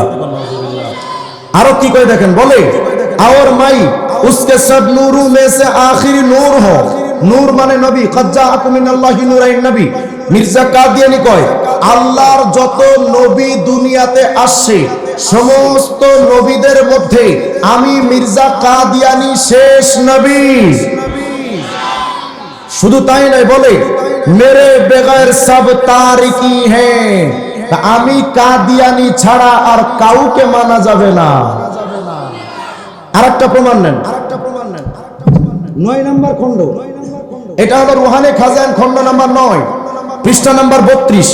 এই 32 নম্বর পৃষ্ঠার মধ্যে মির্জা কাদিয়ানি কয়, आप इस राह के सिवा और तमाम राहें बंद हैं। বলে বর্তমানে আহমদিয়া মুসলিম জামাত তথা কাদিয়ানীদের এই মতবাদ, এই ধর্ম, এই বিশ্বাস ছাড়া আর যা ছিল সব বাতিল হয়ে গেছে। তার মানে তার দাবি মতে আমাদের নবীর সুন্নাহ, নবীর শরীয়তবাদ শুধু তাকেই মানতে হবে। বলেন, মির্জা কাদিয়ানির এই দাবিতে সে কি মুসলমান না কাফের? ছোট কাফের না বড় কাফের? বলেন কাদিয়ানি, কাদিয়ানি, বলেন কাদিয়ানি, কাদিয়ানি। আমাদের একটা আশ্চর্য খবর শুনেন, আমাদের বাংলাদেশের ট্রান্সজেন্ডার নিয়ে আলোচনা হচ্ছে না? মানে আমি পুরুষ কিন্তু মনে মনে মহিলা। নাম কি? কয় পুরুষ আক্তার মহিলা, ছেলে আক্তার মেয়ে, ঠোঁটে লিপস্টিক দিয়া আইলানা মাস্কারা লাগানোর পরে বাসছে মহিলা। এই যে ট্রান্সজেন্ডার নামক যে একটা ভ্রান্ত মতবাদ আমাদের সমাজে চালিয়ে দেওয়া হচ্ছে, যদি এটা প্রতিষ্ঠিত হয়ে যায় সমস্যা কি? যদি প্রতিষ্ঠিত হয়ে যায় মানুষের জন্য সমস্যা, স্বামীর জন্য সমস্যা, বাপমার জন্য সমস্যা। মানুষের সমস্যা কি? যদি কেউ ছেলে নিজের মেয়ে মনে করে, এই ছেলে বাস্তবের ছেলে, রূপক মেয়ে যখন বিয়ে করবে নিশ্চয়ই কোনো ছেলের বিয়ে করবে, কারণ সে ছেলে থাকার পর মেয়ে দাবি যখন করেছে, তখন তাকে যখন মেয়েই বানানো হলো, তখন এই মেয়েটা বিয়ে করবে আর এক ছেলেকে, কিন্তু এটা আসলে তো মেয়ে না, বাস্তবে ছেলে, তখন ছেলেই ছেলেই বিয়ে হলো। বলেন, ছেলে ছেলে যদি বিয়ে হয়, বাচ্চা কাচ্চা কথা কয় না? তাহলে আবার একটা মেয়ে যখন মনে করলো যে আমি মনে মনে ছেলে, বিয়ে করবে একটা মেয়েকে, কথা কয় না? বাস্তবেই মেয়ে, মনে মনে ছেলে, বিয়ে করলো মেয়েকে, তার মানে মেয়ে মেয়ে বিয়ে হলো, সমকামিতার মাধ্যমে বাচ্চা কাচ্চা, কথা কয় না? তাহলে আখের এরা কি এই পৃথিবীর মানুষকে বাঁচিয়ে রাখবে না মারবে? এজন্য এরা মানুষের দুশ্মন, কথা কয় না? এরা কার দুশ্মন? মানুষের দুশ্মন। বাপ মার সমস্যা কি? মনে করেন আপনি একটা ছেলে দীর্ঘদিন বড় করে 25 বছর বয়স হয়ে গেছে, ছেলেটার কাছে এসে বললেন, বাবা আমি তোমার বিয়ে শাদী দিব, একটা মেয়ে দেখে আসছে। বিয়ের তারিখও ঠিক হলো, হঠাৎ ছেলেটা এসে আপনারে কইলো, আব্বা কি সমস্যা, আমি বিয়ে শাদী করবো না। কেন? আব্বা আমি বাস্তবে ছেলে হলেও আসলে মনে মনে কিন্তু আমি মেয়ে। অতএব আমার জন্য আপনি কোনো ছেলে মেয়ে দেখতে পারবেন না, আমার জন্য ছেলে দেখেন। বাপের ইজ্জত থাকবে? আর কথা হয় না। এই বাপ যখন ঘটক সামনে যাবে বা ওই মেয়ে পরিবারের কাছে যখন যাবে, গিয়া যদি বলে যে আমার ওইটা আসলে ছেলে না, ওটা মাইয়া, বলেন এই বাপের ইজ্জত থাকবে? তাহলে এরা বাপেরও দুশ্মন, মায়েরও দুশ্মন। আবার যখন একটা স্বামী যখন একটা মেয়ের বিয়ে করলো, হঠাৎ মেয়েটা একদিন বলে বসলো, মনে করেন একটা ছেলে একটা মেয়ের বিয়ে করলো, হঠাৎ করে ছেলেটা একবার দাবি করলো যে আমি আসলে ছেলে হলেও মনে মনে কিন্তু মেয়ে। তখন বউ তারে স্বামী ডাকবে না আপা ডাকবে? কথা হয় না। তাহলে বোঝা গেল এরা স্বামীরও দুশ্মন, স্ত্রীদেরও দুশ্মন। কথা হয় না। ট্রান্সজেন্ডারের মতো হাস্যকর তথ্য এই উপমহাদেশে তাদের পক্ষেই সম্ভব যারা দাবি করে তাদের বাপ দাদারা বান্দর ছিল। এখন প্রশ্ন হলো, হুজুর এই ট্রান্সজেন্ডার আইনটা আসলো কিভাবে? উপমহাদেশে আমি খুঁজে দেখলাম সর্বপ্রথম ট্রান্সজেন্ডার মহিলার নাম মির্জা কাদিয়ানী। বুঝলেন নাই? সর্বপ্রথম ট্রান্সজেন্ডার মহিলার নাম মির্জা কাদিয়ানী। 20 নম্বর খণ্ড, এটা হলো রুহানি খাজাইন 19 নম্বর খণ্ড। 19 নম্বর খণ্ডের 50 নম্বর পৃষ্ঠার মধ্যে মির্জা কাদিয়ানী। এখন লম্বা আলোচনা, পড়তে গেলে সময় লাগবে, বহুত লম্বা আলোচনা। মেরা নাম মারিয়াম রাখা, এরপরে কয় मरियम की तरह ईसा की रूह मुझ में नफ्ख की गई और इस तरह के रंग में मुझे हामिल ठहराया गया। মানে লম্বা আলোচনা। এখানে মূল যেটা বুঝাতে চেয়েছে, বলে যে আমি 2 বছর পর্যন্ত মারিয়াম ছিলাম। কে কয়? মির্জা কাদিয়ানী। আমি 2 বছর যাবত মারিয়াম ছিলাম, আমি লালন পালন হয়েছিলাম মহিলাদের মতোই। হঠাৎ কিছুদিন পর আমি গর্ভবতী হয়ে গেলাম। আচ্ছা, গর্ভবতী হয়ে যাওয়ার পর 10 মাস পর্যন্ত আমার পেটে বাচ্চাটা ছিল। এই বাচ্চাটা যেটা হলো, এটা হলো ঈসা আলাইহিস সালাম। তারপরে কি করে জানেন? ওই যে ঈসা আমার পেট থেকে হইছে, ওই ঈসাই আমি। বলে নাকি সুস্থ না তার সেরা? এই মির্জা কাদিয়ানী সর্বপ্রথম ট্রান্সজেন্ডার মহিলা। মির্জা কাদিয়ানী শুধু এতটুকুই দাবি করেনি। 20 নম্বর খণ্ডের রুহানি খাজানে তিরিয়াকুল কুলুবের মধ্যে লিখেছে, खुदा ताला ने मुझे कई दफा बतलाया है तू हिंदू के लिए कृष्ण है। আল্লাহ নাকি তারে বলছে, মির্জা তুমি হিন্দুদের কৃষ্ণ। শুধু তাই নয়, আরো আশ্চর্য হবেন। এটা হলো রুহানি খাজান 22 নম্বর খণ্ড। ভাই এগুলো কিন্তু আমাদের বই না। মির্জা কাদিয়ানীদের অনেকে আমাদের কয় যে মোল্লারা আমাদের বইটই পড়ে না, হুদাই শুধু চিল্লায়। তা আমি বললাম, আমরা যদি কাদিয়ানী বই পড়ে না থাকি তাহলে এই বইগুলো নিশ্চয়ই কোনো শয়তানের লেখা। কথা হয় না। মির্জা কাদিয়ানী এই বইটার মধ্যে কি লিখেছে দেখেন, রুহানি খাজান খণ্ড নম্বর 22। শুধু নিজেকে কৃষ্ণ দাবি করে ক্ষান্ত হয়নি, ঈসা দাবি করে ক্ষান্ত হয়নি। মির্জা কাদিয়ানী এই রুহানি খাজানা 22 নম্বর খণ্ডে 76 নম্বর পৃষ্ঠায় বলে মাই আদম হো, আমি আদম আলাইহিস সালাম। আচ্ছা বলেন, আদম আলাইহিস সালামের কি বাবা ছিল? কথা বলেন না। তাহলে মির্জা কাদিয়ানী কয় তার বাপের নাম মির্জা গোলাম মুর্তজা। এখন আমার প্রশ্ন হলো, তোমার বাপ যদি হয় মির্জা গোলাম মুর্তজা, তাহলে এই কথার দ্বারা বোঝা গেল তুমি আদম না। আর যদি তুমি আদম হও তাহলে এটা তোমার বাপ না, তার মানে তোমার দাবিতে তুমি হারামজাদা। मिर्जा कादियानी कय मैं आदम हो, मैं शीत हो, मैं नूह हो, मैं इब्राहिम हो, मैं इसहाक हो, मैं इस्माइल हो, मैं याकूब हो, मैं यूसुफ हो, मैं मूसा हो, मैं दाऊद हो, मैं ईसा हो और हज़रत सल्लल्लाहु अलैहि वसल्लम के नाम का मैं मुसर अतम हो, यानी जिल्ली तौर पर मुहम्मद और अहमद हो। আমি বললাম এই তারসিরা যদি এই জামানায় বেঁচে থাকতো হয়তো এটাও দাবি করে বসতো মাই হিরো আলম আর টাকলা মুরাব্বি হো। যেই লোকটা নিজের কৃষ্ণ দাবি করতে পারে সে নিজেকে সেবুদাও দাবি করতে পারে। বলেন এই মির্জা কাদিয়ানী সুস্থ না অসুস্থ?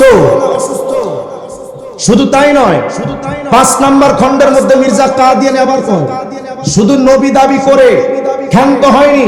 মির্জা কাদির রুহানি খাজানের 5 নম্বর খণ্ডের 564 নম্বর পৃষ্ঠা মির্জা কাদিয়ানি কয়, ওয়া রাআইতুনি ফিল মানামি আইনাল্লাহ ওয়া তায়াক্কানতু আন্নানি হু। এটা তো আরবি, হয়তো অনেকে বুঝেন না, এজন্য দেখা যাক হিন্দিতে উর্দুতে কি লিখেছে। এটা হলো 13 নম্বর খণ্ড। এই 13 নম্বর খণ্ডের ওই আরবির অনুবাদটা উর্দুতে আবার লিখেছে 103 নম্বর পৃষ্ঠা। কয়, মাইনে আপনি এক কাশ মে দেখা, আমি একটা কাশ মে দেখলাম যে মাই খোদ খুদা হো। আমি কাশ মে দেখলাম যে আমি আল্লাহ। শুধু এতটুকু দাবি করে শেষ হয়নি, বলে আর ইয়াকিন কিয়া কে ওহি হো, আমি দৃঢ় বিশ্বাসও করে নিলাম যে হ্যাঁ আমি খোদা। শুধু তাই নয়, 20 নম্বর খণ্ডের রুহানি খাজাইন এটার মধ্যে 404 নম্বর পৃষ্ঠার মধ্যে কয়, একটু আগে কইলো আমি খোদা, এখন আবার কয় খোদা আমারে কইছে। একটু আগে কয় আমি খোদা, এখন কয় খোদাই আমারে কইছে। अच्छा की कोई से तू मुझसे ऐसा है जैसा कि मैं ही ज़ाहिर हो गया, यानी तेरा ज़ुहूर बेआईनी मेरा ज़ुहूर होगा। মানে আল্লাহ নাকি মির্জা কাদিয়ানিরে বলছে যে মির্জা এই যে দুনিয়াতে তুমি গেলা এটা আসলে কিন্তু তুমি না, এটা মূলত কিন্তু আমি আল্লাহ নিজে। এখন আমি আপনাদের কাছে শুনতে চাই, যেই লোকটা নবী দাবি করে, যেই লোকটা নিজেকে কৃষ্ণ দাবি করে, যেই লোকটা নিজেকে আল্লাহ বলে দাবি করে, সেই লোকটা মুসলমান না কাফের? আমাদের নবীর পরে কোন নবীকেও মানার সুযোগ নাই, সেখানে কোন কাফেরকে মানা যাবে? সুতরাং একথা আমরা ক্লিয়ারলি বলতে চাই, যারা আজকে আহমদিয়া মুসলিম জামাত নাম ধারণ করে মির্জা কাদিয়ানির অনুসরণ করেন, তারা একটাও মুসলমানের জাত নয়।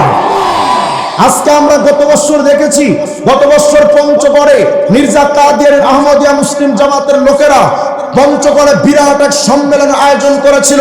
তাওহীদি জনতা মুসলমানরা সেটা রুখে দেওয়ার কারণে সেখানে রক্তপাত হয়েছিল। আবার আমরা দেখছি আগামী 23, 24, 25 ফেব্রুয়ারি আবার তারা সালানা জলসার আয়োজন করেছে। আমি আপনাদের কাছ থেকে জানতে চাই, প্রশাসন যদি কাদিয়ানীদের সম্মেলনের অনুমোদন যদি দিয়ে তাদের কাজ সম্মেলন করার সুযোগ যদি দেয়, মুসলমানরা প্রত্যেকটা কাদিয়ার চামড়া তুলে ফেলবে।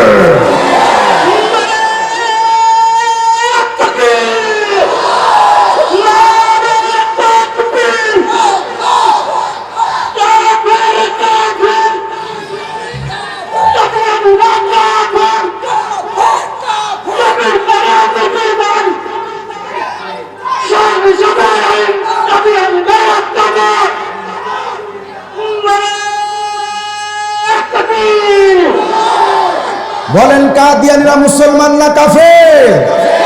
আপনারা আমাদেরকে প্রশাসনের লোকেরা হয়তো প্রশ্ন করতে পারেন যে তাদের নিয়ে আপনাদের এত মাথা যন্ত্রণা কেন?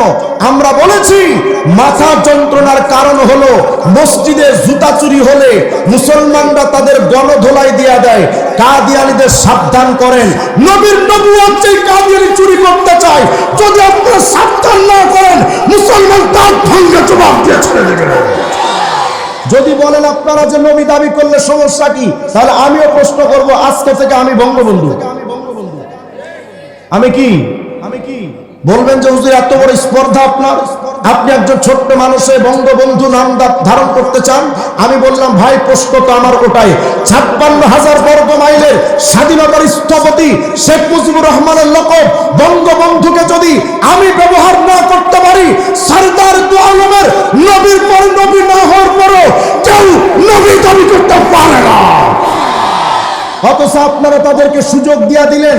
আপনারা বলেন কাদিয়ানীদের কাফের বলার আপনারা কে? আমাদেরকে প্রশ্ন করে কে কাফের কে কাফের না? হুজুর এটা তো আল্লাহ বলবে, আপনারা বলার কে? তা আমি বলি, যদি আপনাদের এই লজিক আর যুক্তি মানতে হয়, কে কাফের কে কাফের না এটা আল্লাহই বলবে, আর কেউ বলতে পারে না। তার আমিও প্রশ্ন করতে চাই, বাংলাদেশে কে রাজাকার, কে মুক্তিযোদ্ধা, তুই বলার কে? তখন আমারে বলবে হুজুর আপনি তো রাজাকারের পোলার মতো কথা বলেন। আমি বললাম ভাই 71-এ তোমার বাপের জন্ম হয় না। রাজাকারকে পোলা কেন বললেন? যে আমার স্বাধীনতার দুশ্মন তারে কি রাজাকার বলা যায় না? আমি বললাম হ্যাঁ, ওটাই তো আমারও বক্তব্য, যে আমার বাংলাদেশের স্বাধীনতার দুশ্মন, সে মাটির দুশ্মন, জাতির দুশ্মন, দেশের দুশ্মন, দশের দুশ্মন, আমরাও তো তাদের রাজাকার বলি। কিন্তু আমার প্রশ্ন হলো, হে দেশ দরদি ভাই, তোমার দেশের বিরুদ্ধে যদি কেউ যায়, স্বাধীনতার বিরুদ্ধে যদি কেউ যায়, তারে যদি রাজাকার বলা যায়, আমার ইসলামের তাহজিব তামাদ্দুন আকীদার বিরুদ্ধে যদি কেউ যায়, তাদেরকে কাফের বলা যায়। ও মানে কৃষ্ণ কইলে কুরু কুরু, হুজুর কইলে মাকরু। যে হুজুর তুমি কেন এগুলো কইবা? বলেন কাদিয়ানীরা মুসলমান না কাফের? বলেন বলেন মুসলমান না কাফের? তবে কাদিয়ানী নবী দাবি করলে সে যদি কাফের হয়, আরেকটা প্রমাণ নেন। আমার কাছে আরো কিছু বই আছে, এই একটা বই আপনারা দেখতে পাচ্ছেন, এই বইটার নাম দাজ্জাল, লেখক ছোট দাজ্জাল বায়েজিদ খান পন্নী।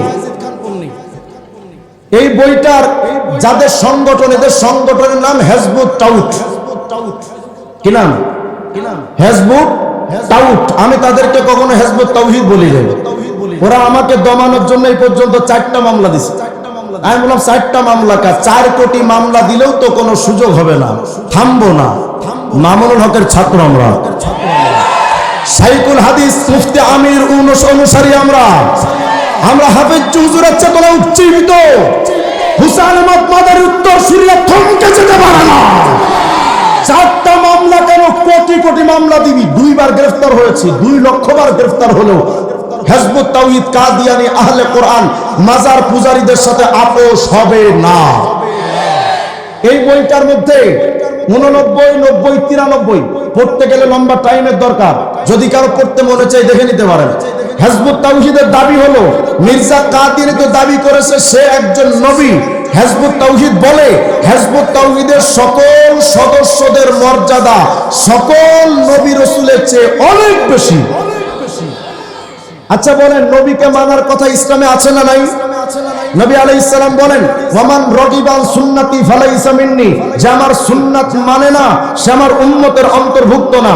সহিহ বুখারী 7280 নম্বর হাদিস, কুল্লু উম্মতি ইয়াদখুলুনাল জান্নাতা ইল্লা মান আবা, কিলা ওয়া মান ইয়াবা, ক্বালা মান আতাআনি দাখালাল জান্নাহ ওয়া মান আসানি ফাকাদ আবা। সূরা আলে ইমরান 31 নম্বর আয়াত, কুল ইন কুনতুম তুহিব্বুনাল্লাহ ফাত্তাবিউনি ইউহিব্বুকুমুল্লাহ ওয়া ইয়াগফির লাকুম যুনুবাকুম। আল্লাহ বলেন, যদি আল্লাহকে ভালোবাসতে চাও নবী মুহাম্মদের সুন্নাত মানো। নবী বলেন, জান্নাতে যদি যেতে চাও আমার সুন্নাত মানো। যদি আমার সুন্নাত অমান্য করো তুমি আমার উম্মতের অন্তর্ভুক্ত না, তুমি জাহান্নামী। বলেন তো, নবীর সুন্নাত মানার কথা কোরআন সুন্নায় আছে না নাই? নবীকে মানার কথা আমাদের নবী বলেছেন না বলেননি? এটা হলো হেজবুত তাওহীদের আরেকটা বই, নাম ইসলাম, শুধু নাম থাকবে। এই বইটার 133, 134 এই 2টা পৃষ্ঠার মধ্যে হেজবুত তাওহীদ লিখেছে। দেখেন কি বলে, আল্লাহর রাসূলের ব্যক্তিগত কোনো কিছু মেনে চলার জন্য তিনি আমাদেরকে বলেননি। এই বইটার 131 নম্বর পৃষ্ঠায় বলে, প্রকৃতপক্ষে দাড়ি, টুপি, পাগড়ি, জুব্বার সাথে ইসলামের কোনো সম্পর্ক নাই। আরেকটা বই আছে, এই বইটার নাম আকীদা। এই আকীদা নামক বইয়ের 16 নম্বর পৃষ্ঠার মধ্যে লম্বা আলোচনা লিখেছে, দাড়ি, টুপি, পাগড়ি, জুব্বা, কুলুক, মিসওয়াক এবং নবীজির খাওয়া, ওঠা, বসা, শোয়া, বলে এগুলো সব জাহান্নামীদের সুন্নাত। বলেন, যেই হেজবুত তাওহীদ সুন্নাতের বিরোধিতা করে, শুধু তাই নয়, মোবাইল যদি আপনার কাছে থাকে এখনই গুগলের মধ্যে ঢুকবেন, হেজবুত তাওহীদ ইংলিশে লিখবেন, তাদের একটা ওয়েবসাইট আসবে, ঢুকবেন ওয়েবসাইটে, একেবারে লাস্টে গিয়ে দেখবেন যোগাযোগ একটা অপশন লেখা আছে, ক্লিক করলে দেখবেন তাদের অঙ্গীকারনামা আসছে। মানে হেজবুত তাওহীদে কেউ যদি ঢুকতে চায় তারে যে অঙ্গীকার করা লাগে, এর 4 নাম্বার অঙ্গীকার হলো এই ইসলামটা বাদ দিয়ে দিলাম। হেজবুত তাওহীদ শুধু এতটুকুই শেষ করেনি, তারা বলে রামকৃষ্ণ, রামচন্দ্র, যুধিষ্ঠির, মনু, বুদ্ধদেব এরা সবাই আল্লাহর নবী ছিল। হিন্দুদের রামায়ণ, বেদ, গীতা, ত্রিপিটক, মহাভারত, বাইবেল এগুলো আল্লাহর নাজিলকৃত কুরআনের মতোই আসমানি সত্য কিতাব। শুধু তাই নয়, তারা বলে বর্তমানে হিন্দু ধর্ম পালন করেও জান্নাতে যাওয়া যায়, খ্রিস্টান ধর্ম পালন করেও জান্নাতে যাওয়া যায়। এরা বলে বোরকা শয়তানের আবিষ্কার করা। এই হেজবুত তাওহীদ যদি এদের কি কোনোদিন এসে ঢুকে যায়, ভূমিকা ছাড়া জুতা দিয়ে পিটাবে। কোনো কথা চলবে না, ডাইরেক্ট জুতা পিটা। আমার ইসলাম কিনে আমার সামনে আমি কাউকে কটূক্তি করতে দিব না। কথা কয় না? বলেন হিজবুত তাওহীদ মুসলমান না কাফের? আহলে কোরআনরা মুসলমান না কাফের? কাদিয়ানীরা মুসলমান না কাফের? মানবো কয়টা? বলেন বলেন, মানবো কয়টা? 1 নম্বর, 2 নম্বর, 3 নম্বর, এই কোরআন সুন্নাহ সাহাবার সম্মিলিত আইনের নাম শরীয়ত। এখন যদি কোন পীর কয় আমি শরীয়ত মানি না, মারফত মানি, বলেন এরা মুসলমান না কাফের? গান বানাইছে কয় মুর্শিদ মুর্শিদ যে করছে জপ,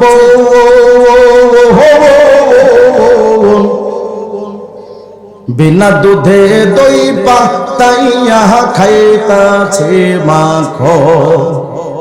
আরে সেই মাখন খাইলে পরে ভবে ক্ষুধা তৃষ্ণা লাগে না, লোহারে বা নাইলারে কাঞ্চা সোনা। কত সুন্দর গান না? কিন্তু কত বড় কুফরি কথা কয়েছে জানেন? বলে যদি কেউ বাবা বাবা পীর বাবা পীর বাবা জিকির করে, সে দই ছাড়া মাখন খেতে পারবে, মানে পীরের কথাই যদি কেউ চলে শরীয়ত লাগবে না, এমনিই মারেফত পাবে। নাউজুবিল্লাহ, আস্তে কোন বলেন, শরীয়ত ছাড়া কি কোনোদিন মারেফত পাওয়ার সম্ভাবনা আছে? আছে? আছে। বাংলাদেশে তো এখন এত বাবা ল্যাংটাও পীর। আমি বললাম ভাই, ল্যাংটা যদি পীর হয় তাইলে তো কুত্তা বড় পীর। ল্যাংটা বাবার কাছে গিয়া কয় বাবা ভাগ্য পাল্টা দে। যা দেখলাম বাবারই কপাল খারাপ, কাপড় চোপড় দূরের কথা জাঙ্গাও নাই। বাবার কাছে গিয়া কয় বাবা সন্তান দে, খবর নিয়ে দেখেন বাবারই সন্তান নাই। বলেন সন্তান দেওয়ার মালিক কে? ভাগ্য পাল্টানো মালিক কে? সেজদা পাওয়ার যোগ্য একমাত্র কে? আমার বাংলাদেশে এত বাবা, খাজা বাবা, আটকুশি, সুরেশ্বর, চন্দ্রপাড়া, দেওয়ানবাগি, কুতুববাগি, রাজারবাগি, ছোট ভান্ডারি, বড় ভান্ডারি, মেজ ভান্ডারি, পানিশা, বালিশা, কালুশা, বালুশা, কিল্লাশা, ফাইল্লাশা, চিল্লাশা, চরম বিবি, গরম শাহ, ফকির শাহ, মিসকিন শাহ, গরিব শাহ, লালন শাহ, টংটং শাহ, ঢংডং শাহ, হিরু শাহ, কুত্তা শাহ, ঘোড়া শাহ, ল্যাংজা শাহ, বদলা শাহ। মাঝে একটা মাজার হয়েছে চট্টগ্রামে, হযরত কুত্তা শাহ। কিরে কুত্তা শাহকে? হুজুর আমাদের এক বাবা একটা কুকুর পুষতো, এই কুকুরটা মারা যাওয়ার পরে হেডারে কবর দিয়ে নাম দিছে হযরত কুত্তা শাহ মাজার মতো। এখন পাবলিক সব কুত্তা বাবার কাছে গিয়ে কয় বাবা। আচ্ছা বলেন তো, যদি কেউ কুত্তারে বাপ ডাকে, ও কিসের বাচ্চা? কিসের বাচ্চা এটা কইবেন না, বলবেন ফুট ফুটে সুন্দর। হায় হায় কত যে বাবা। ভাই আমাদের এই পীরের কাছে যদি আয়েশা যাও জান্নাত কনফার্ম, বলেন এমন ধোঁকাবাজি করার মতো পীর বাংলাদেশে আছে না? না। বাবার কাছে গেলেই জান্নাত কনফার্ম। জান্নাতের মালিক তোর বাপ তো দূরের কথা, জান্নাতের মালিক আমাদের নবীও না। নবী শাফাআতের মালিক, জান্নাতের মালিক নয়। নবী যদি জান্নাতের মালিক হতেন, শাফাআত সুপারিশও দরকার ছিল কি? নিজের চাচা আবু তালেবকে নবী জান্নাতে নিতে পারবেন না। এই মোমেন কোন? জান্নাতের মালিক শুধুমাত্র কেবলমাত্র একমাত্র কে? অথচ ভণ্ডরা কয় কিরামান কাতিবিন, রোজ হাসরের দিন আল্লাহর কাছে যদি করে অভিযোগ, আমি বলবো দুনিয়ায় ছিলাম ল্যাংটা বাবার লোক। উপায় থাকবে? আমি মনে মনে ভাবলাম, তুই ল্যাংটার মুড়ি দেয়া যদি গান বানাইতে পারস, আমিও কওমির পোলা, বিখাউস কম না। আমি মনে মনে ভাবলাম, তুই ল্যাংটার মুড়ি দেয়া যদি গান বানাইতে পারস, আমিও পারি। আমি একটা বানাইছি। কই না থাক, পরে সমালোচনা করবে না। কিরামান কাতিবিন পাইবে যে দিন, তোরা যারা ছিলি ল্যাংটা বাবার লোক, তোদের জুতা মাইরা কইব জাহান্নামে ঢোক। আরে গানটা তো এমন হওয়ার কথা, কিরামান কাতিবিন, রোজ হাসরের দিন আল্লাহর কাছে যদি করে অভিযোগ, আমি বলবো দুনিয়া দুনিয়ায় ছিলাম মুহাম্মাদের লোক मोमिन जो फिदा नक्श काफे पाए नबी हो ज़ेर कदम आज भी आलम का खजीना साहिल से लगेगा कभी मेरा भी सफीना देखेंगे कभी शौक से मक्का व मदीना दर सुन्नत नबवी की करे पैरवी उम्मत तूफान से निकल जाएगा फिर उसका सफीना आवाज दिया बोलें अल्लाहु আকবার मानबो কয়টা এক নাম্বার দুই নাম্বার তিন নাম্বার আচ্ছা এখন দেখা যাক এই তিনটা জিনিস মানে কারা সংক্ষেপে শেষ করে দেই তাবলীগ জামাত আপনাদের দিকে আছে না নাই আপনি একটু তাবলীগে যারা গেছেন তারা বললেন ভুল যদি বলি তো শুধরে দিয়েন তাবলীগে যখন আপনি যান মুমিন তাবলীগ ওয়ালারা কোরআন মানে না শুধু মানে তাবলীগ ওয়ালারা কয় যে ভাই কিছু থেকে কিছু হয় না যা কিছু হয় সব আল্লাহর তরফ থেকে মাখলুক কিছুই করতে পারে না সব কিছু করার মালিক খালেক কথা হয় না তাহলে তাবলীগ ওয়ালারা আল্লাহকে মানে না আপনি যদি কোরআন পড়তে না জানেন তাবলীগ ওয়ালারা সূরা ফাতিহার তালিম করায় চারটা সূরা আপনার শিখায় দেয় চিল্লার জামাতে যদি যান কোরআন শরীফ পড়াটা আপনার শিখায় দেয় এই মুমিন সত্য করে কোন তাবলীগ ওয়ালারা কোরআন মানে না তবে তাবলীগ ওয়ালারা তো সুন্নাত মানে না কথা বলে না মানে শুধু মানে মিয়া যখন আপনি মসজিদে ঢুকতে যাবেন আমির সাহেব বলবে না জামাত নিয়ে আসলাম এখন মসজিদে ঢোকা যাবে না এই মসজিদের দরওয়াজায় আগে দাঁড়াও কেন মুরব্বি বলে এই মসজিদে ঢোকার জন্য আল্লাহর নবীর কিছু সুন্নাত আছে আগে গোল হয়ে দাঁড়াও আগে সুন্নাতগুলোর আলোচনা হবে দোয়া হবে এরপরে আমরা মসজিদে ঢুকবো বলেন তাবলীগ ওয়ালারা এই কাজটা করে না মসজিদে যখন ঢুকলেন দুপুরে খাবার টাইম হয়ে গেল আপনি দস্তরখানে চলে গেলেন আমির সাহেব বলবে না এখন খানা হবে না কেন এই খানা খাওয়ার জন্য আমার নবীর কিছু সুন্নাত তরিকা আছে সবাই আগে গোল হয়ে বসো খানার সুন্নাত তরিকা আগে শিখবো ওই অনুযায়ী খানা খাবো কত না ঘুমানোর সুন্নাত শেখায় ওযুর সুন্নাত শেখায় গোসলের সুন্নাত শেখায় মুসলমান আমাকে জানান তাবলীগ ওয়ালারা সুন্নাত মানে না কোরআন মানে না তবে তাবলীগ ওয়ালারা তো সাহাবীদের মানে না শুধু মানে ঈশান নামাজের পর দেখবেন তাবলীগের একজন দাঁড়ায় কয় ভাই বাকি নামাজের পরে কিতাবে তালিম আছে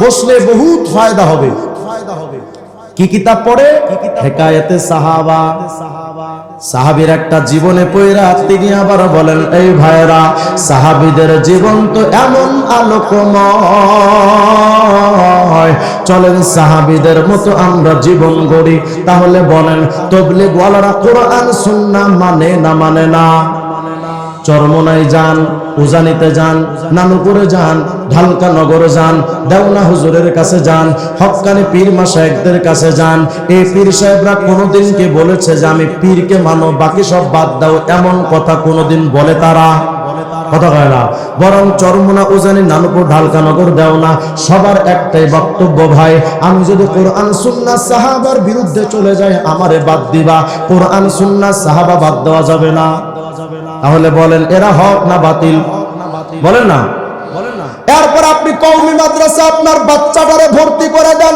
2 মাস পরে আপনার ছোট্ট বাচ্চা জিজ্ঞেস করেন বাবারে 2 মাস তো তুমি মাদ্রাসায় পড়লা কি শিখেছো তোমার মাসুম বাচ্চাটা বলবে আব্বু 2 মাসের মধ্যে আমি কোরআন পড়া শেখার জন্য লাল কায়দা শেষ করেছি আম্মা পারা ধরেছি এই যে কোরআন ধরলাম এই যে কদিন পর আপনার কোরআনের অনুবাদ পড়াবে কয়দিন পর তাফসিরে জালালাইন পড়াবে কয়দিন পর তাফসিরে বাইজাবি পড়াবে হেদায়া কিতাবটা খুলেন কোরআন সুন্নাহ সাহাবা দিয়া সমস্ত মাসআলাগুলো শেখায় তাহলে বলেন কওমি মাদ্রাসায় কোরআন মানার কথা আছে না নাই তবে কওমি মাদ্রাসায় তো সুন্নাত নাই শুধু আছে এখানে অনেক ছোট মাসুম বাচ্চারা আপনাদের পাশে বসা ওদেরকে জিজ্ঞান বাবারে কি কি শিখেছো একটু বলো বলে নামাজের সুন্নাত এতটা গোসলের সুন্নাত এতটা কথা বলে না তাহলে এই ছোট্ট মাসুম বাচ্চাদের দিয়ে সুন্নাতের সূচনা কওমি মাদ্রাসায় আছে না নাই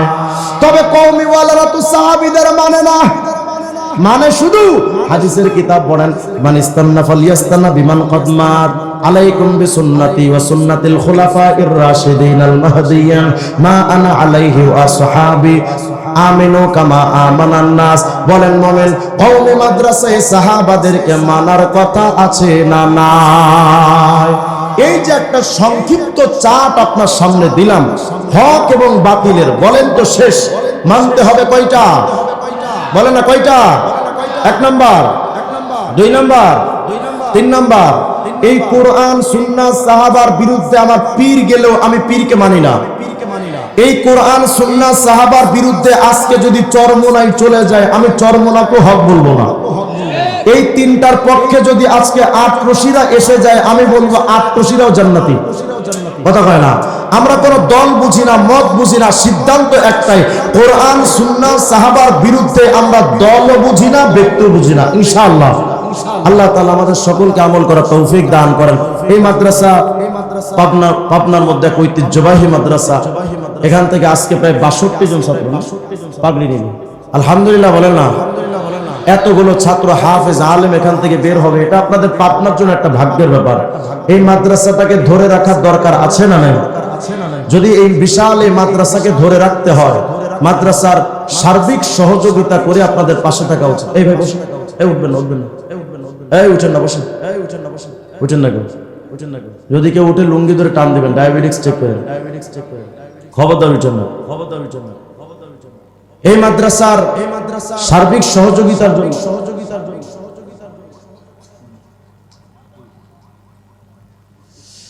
এই মাদ্রাসার জন্য আমি এতটুকু জানি, আমি একজন মাজলুম আলেম, আমি একজন মুসাফির, দিল থেকে দোয়া করবো ইনশাআল্লাহ।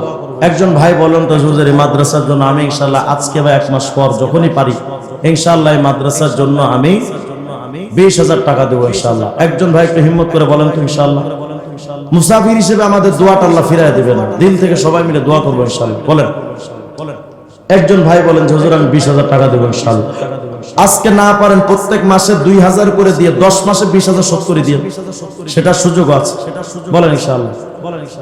একজন ভাই একজন ইনশাআল্লাহ হিম্মত করেন। আল্লাহুম্মা সাল্লি আলা মুহাম্মাদিন নবিয়্যিল উম্মি ওয়া আলা আলিহি ওয়া সাল্লাম তাসলিমা। কে আছেন? 20,000 টাকা বেশি, পাবনার মানুষের জন্য এটা বেশি কিছু না। বলেন ইনশাআল্লাহ। নাই কেউ?